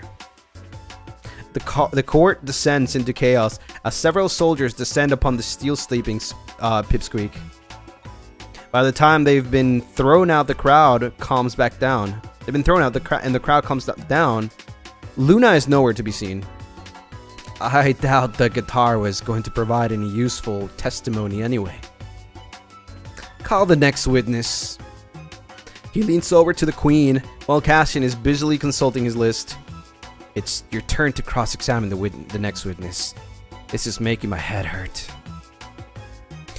You're wondering how many witnesses the court is going to go through in one trial when suddenly the third witness is Ava. Please approach the front. What? I'm here. You jump onto your feet, completely forgetting about how big you've gotten over the past few minutes, and accidentally knock over the jury box with your knee. Oh shit. I'm so sorry. You quickly stand the jury box back upright and start stuffing the jurors back into their seats. The king clears his throat. Ahem. The trial cannot continue until all the jurors are back in their proper places. You look back down at the jurors box and realize that you've put the dinosaur juror in upside down. Their little tail waves feebly in the air as they struggle to right themselves. My bad, I'm sorry. Once all the jurors have been seated right, you approach the royals. What do you know about this business? Nothing. Nothing at all? Nope. He frowns to himself and starts flipping through his notes. Hold on. You're in violation of one of our court rules. I am? Yes, Rule 42. All persons more than a mile high are not allowed in the courtroom. Everyone gapes at you. You gape at the king. I am not a mile high. You are. 2 miles high, even. That can't be a regular rule. You probably just invented it. I did not. It's the oldest rule in the book by far. Then why isn't it rule number 1? It is. You just said it was rule 42! I said it was the first rule. You must have misheard. He turns to the jury, ignoring your protest. Please consider your verdict. Your Majesty! There's one more piece of evidence. Has in hands the king a folded slip of paper. The king unfolds the paper, and a look of incredulity crosses his face. What's this? Nobody is going to be able to answer that if you don't tell us what it is. Just take a look at yourself. He turns the paper around to reveal the word, "These nuts." Okay. In 2025? Really? The crowd gasps. Once again, hear Roscoe trying to stifle a laugh from somewhere behind you. When we find out who wrote this, I'll have to execute it! It was the knave, wasn't it? We found it in his cell. The poor knave began to panic. Wait, Your Majesty, I have no idea where that came from. I don't even know what to write. And even if I did, there's no name sign at the end. The king frowns at the paper. Well, the fact that there's no signature makes it worse. You must have been trying to cause trouble, or you would have signed your name like an honest Oni. At this point, you've grown so large that you really aren't scared of interrupting the king, who now only comes up to your waist. I have a request. What is it? Ask the king to explain the letter? Sure. Can you explain what the author of this note meant by, these nuts? Well, it clearly is some sort of insult. Of what kind? I have no idea. All I know is that it's meant as a slight. Towards who? The queen interrupts, clearly irritated by your constant questions. Does it really matter? Isn't the court supposed to find out the motive behind the note? Because it matters to the case at hand? Well, yes, but that isn't the point. The point is to have a fair trial. Did any of you here actually go to law school? Enough! The witness testimony is declared invalid by reason of asking too many stupid questions. Excuse me? Will the jury please take this invalidation into account when deciding their verdict, please? Cassian peers up at you, having consulted his scroll. There are no more witnesses, Your Majesty, that's all. In light of this new evidence, let the jury consider their verdict. No, sentence first, verdict afterwards. What kind of kangaroo court is this? There are no kangaroos in this courtroom. How dare you suggest otherwise? Well, I'm currently suggesting that this court is an absolute sham. You see a very sinister shadow pass across the queen's face as the crowd falls deathly silent. Shut the fuck up! Damn. No, this is ridiculous. Off with your head, then! He glares at his soldiers meaningfully, but nobody moves. You estimate that you're probably back to your full size by now. Your soldiers barely come up to my shins. What are they gonna do to me? Bite my ankles? Get her! The entire company of soldiers suddenly launched themselves at you, clinging to the fabric of your pants and the hem of your sweater. Since when can you lot jump so high? You stumble backwards, the sudden weight of at least 30 or 40 of the little soldiers throwing you off balance, and nearly slam your nose into the second floor balcony railing as you try to sweat them away. Get off me! Suddenly feel a sharp pain in your ankle. It seems one of them did decide to bite you after all. Damn, I didn't know they had centers actually bite. What? Which causes you to lose your balance. Time seems to slow down as you fall backwards, and you're expecting to hit your head on the cold marble floor of the courtroom when you blink and the courtroom disappears. Soldiers' weight on your clothes vanishes, and you're left floating in a dark void. What? Where am I? Rub your eyes. When your vision comes back into focus, you gasp in surprise. Because spread out below you is the most beautiful library you have ever seen. The centerpiece of this mysterious place is a massive cherry blossom tree that grows in the middle of the room. An unseen wind gently rustles its branches, and a flutter of pink petals swirls through the air, as if painted by Mother Nature herself. As the breeze subsides and the petals gently flutter down to cover the bookshelves below, you realize that the library is quite literally grown out of the roots of the tree itself. Wow. You peer upwards, craning your neck to try and get a glimpse of the towering shelves above, but the tree's upper branches seem to meld seamlessly with the stars above. The library's pillars stretch endlessly into the sky above, almost as if the ceiling of this place was the vast sky itself. How many books can this place hold? Something on the trunk of the cherry tree shifts a little, and you see a flash of white. Is that? The person sitting on the tree pulls down the hood of their cloak, then stares straight at you. Hello? You're too far away to make out their facial expression, but you think they smile before pushing their hand out towards you. What?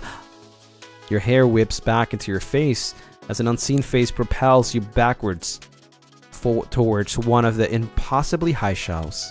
Wait, who are you? Where am I? What kind of world was that? The figure gives you a little wave, and you hear the sound of a heavy book falling shut right before everything goes black. You suddenly jolt awake, sitting bolt upright, and nearly smacking your forehead into your sister's chin. Are you alright? You look around frantically and realize you're back in the riverbank. You knocked out for quite a while there. Good nap? Well, I had a really weird dream, if you want to hear about it. Ravallum in Wonderland. Credits. Maiden Renpai. A free... No, I wouldn't read. I didn't want to read anyways. Frick that, bro. Frick that. Happy 1st anniversary, Avallum. Wow, thank you so much. This was... Oh, and scene. That's the whole play done. You guys did great out there. You think so? I'll admit I was a little hesitant about the idea first. Of course, we did amazing. The Avalites are gonna love this. Well, they better. We put a lot of work into this performance. So did Ravenous. We gotta treat them to dinner after this for helping us out. Lucy, help me get these stupid ears off before I rip them to shreds. Yeah, let's put them away. I'll put away all the costumes while we're at it. Too bad. You can't just give yourself cat ears with genie magic like I can. No cleanup required. Yeah, Malum. You're a cool magical being that can do magic. Now shut up and help me tear down the set. I've got the stage handle. Zanny and Gale can put away all the sound equipment. I'll go shut up the spotlights. Do you need me to carry that for carry you for that? As much as I want to let you flex your heights, Ryzar, I can reach the lightning control panel just fine. So, help put away all the props. The crew needs you to reach the high shelves for them. Okay. Altus, Nayu, are you two seriously still not bickering with each other? No! Yes. For fuck's sake, Altus. Sorry, I was just teasing. We should make ourselves useful. Nah, you go organize all the costumes. Altus, I believe there are quite a few heavy crates for you to carry backstage. Sure thing. Hey you, I know you're still watching. Go wish your boys a happy first anniversary. It'll be our turn soon. Don't worry, don't you worry. Oh my god, that's cute. Oh, let's go. Damn. Let me actually check this really quick. I believe there's is there not like a I guess there's this. I couldn't read the credits actually. They're pretty fast. But that was really good. Oh my god. Holy frick. Guys, I had so much fun with that game. What the hell?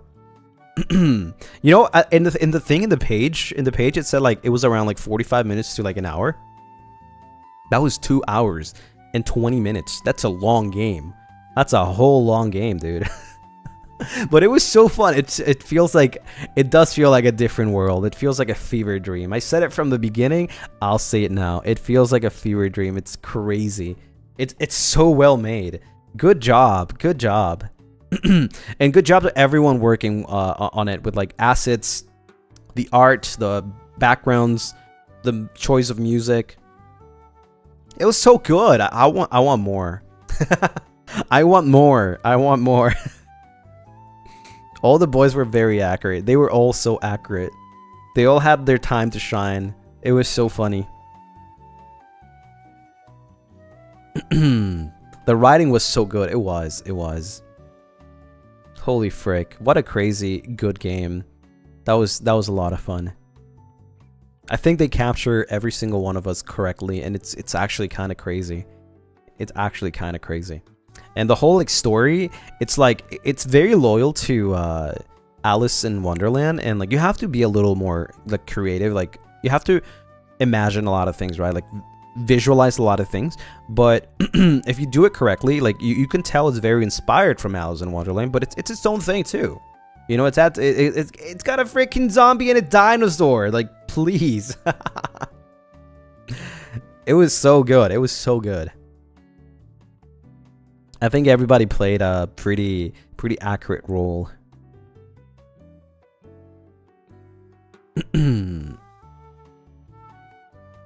Damn, what a good game, man. What an actual good game. I'm so happy. I'm satisfied. If every VN was like this, it would be cool. Green Water, thank you for the 5 months. 5 months, yippee! Let's go. that was very lovely. And apparently, well, it says, I don't know, maybe there'll be a part 2? Like a part 2, not in Wonderland, but maybe a part 2 for Ravenous. Because even though Ravenous did play a role, I feel like it was kind of like more for Avallum Anniversary, right? But maybe the next one will be, if there's a next one, it'll be more for Ravenous. That'd be pretty cool. I can't wait. Honestly, I think it was Andy, the one that put like everything together. Good job. Good job. I'm very proud of you. And of course, everybody that worked on all the things that were inside the game. Awesome. Really, really good job. It's a really, really good job. Ravallum through the looking glass. Man, like if I would play every single game if there was a Ravallum game like this, like I would literally just play it instantly. If there's any Ravalites that are making games, you know, just send them over and I'll see if management gives it the okay. This was so good. This is actually so good.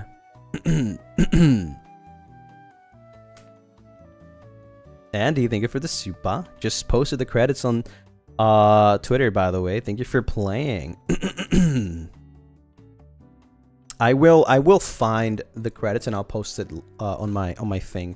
Let me see, Andy.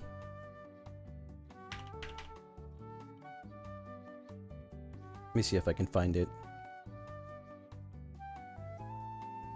There you go. I'll have this post, and when I post my Otsu tweet, I will link it. So if anybody wants to play the game, by the way, if you want to experience it yourself, you know, get immersed in the story, read the dialogues yourself, you can check it out in the description, by the way. It's right there. So yeah, you know, give it a try, give it a download. You know, you probably already watched it here, but nothing better than immersing yourself, right?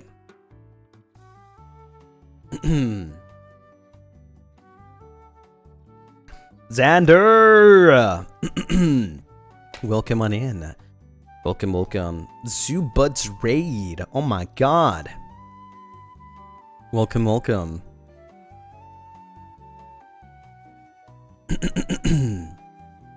How's everybody doing? Hi, hi. My name is Lucien Lunaris. I am a sort of a vampire. Yeah, I guess. Welcome in, welcome in. Hope the stream was well.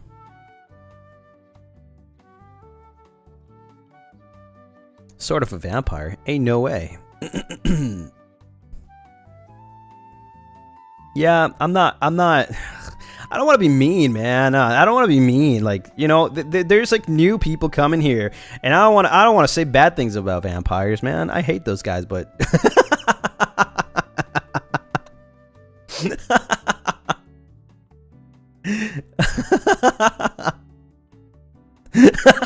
I don't want to say anything bad. I hate those guys.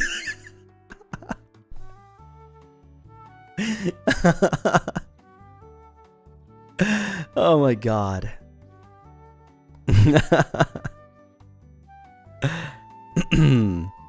He hates himself? No, I use the vampire tag on my tags. Hello, I don't hate myself.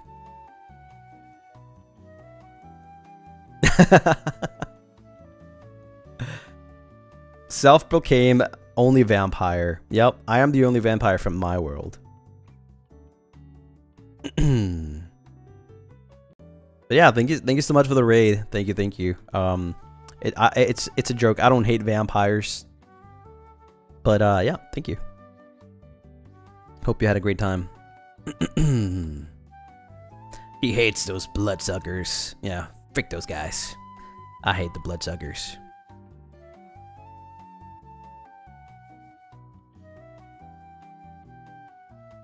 You aren't the only vampire? You're right. Dracula exists in this world. Actually, not anymore. Actually, no. Dracula is fiction. Now, that guy doesn't exist. He's a farce. What do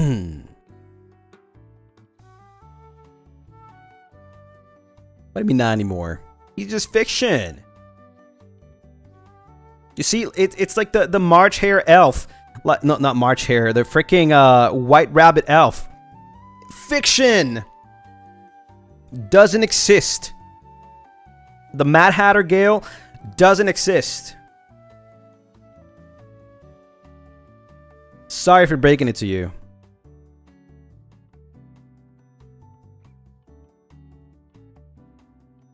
You're the only guy I know, don't worry. Thanks. But yeah, overall, going back to the Ravallum In Wonderland, fantastic. I'll give it an actual 10 out of 10. I had a lot of fun. Dialogues were perfect. The artworks were perfect. The story was awesome. Yeah, I think it's a 10 out of 10, to be honest. Good job, everyone involved. Awesome. You gave me a big laugh, and also pretty good entertainment as well. I think not just for me, but also for all the people watching, right? I'm pretty sure everybody loved it. It was awesome. Keep doing great things. Keep making cool games.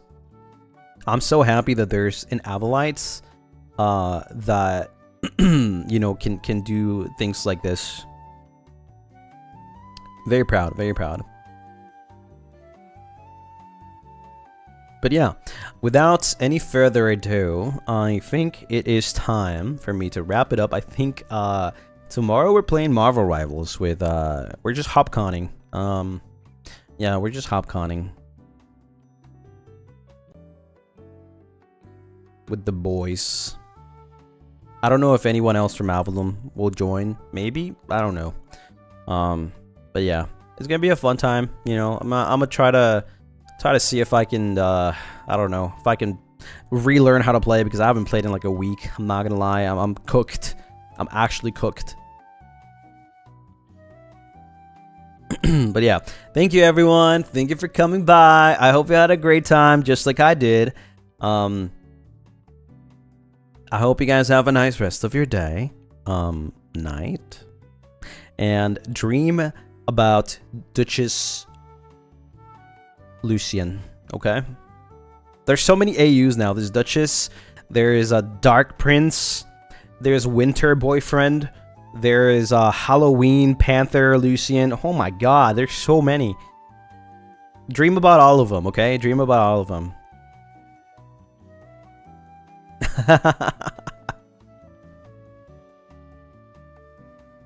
I really like the Duchess Lucy, because he doesn't give a frick. He does not like give a frick. He's so confident too, and so like, you know, laid back. I love that. I love that. It was such a really good role. The Lunarverse. But yeah, thank you everyone. Thank you for coming by. Thanks for hanging out with me. Thank you for watching / listening. I'll see you guys tomorrow. I might not gonna promise anything, but if my head doesn't hurt by the end of every time I play FPS games for too long, like my head starts hurting. So if my head doesn't hurt by the end of the stream tomorrow, we'll have a Zatsu. Okay, we'll have a Zatsu right after. So if not, then you know, I'm sorry. Because I also might have to sleep early, because the next day I have a collab with Avallum and I have to wake up super early, but we'll see. We'll see. We'll see. Don't want to promise anything, but I'll try. Anyways, thank you everyone. I'll see you guys tomorrow for some Marvel Rivals. And yeah, don't forget we have the merch. It's right there. It's pinned in the comments. Go check it out. I don't know why it's stuck in a freaking a worm. It's been stuck in a worm for a while. Play it, please play it. There we go. Awesome. Go check out the Nesselberry, the Nesselberry. Big plushie, huggable plushie. But yeah, I'll see you guys tomorrow, okay? I'll see you guys tomorrow, and have a great sleep, sweet dreams. Or good morning, good afternoon, you know, good day in general. And I'll see you guys later. Johnny.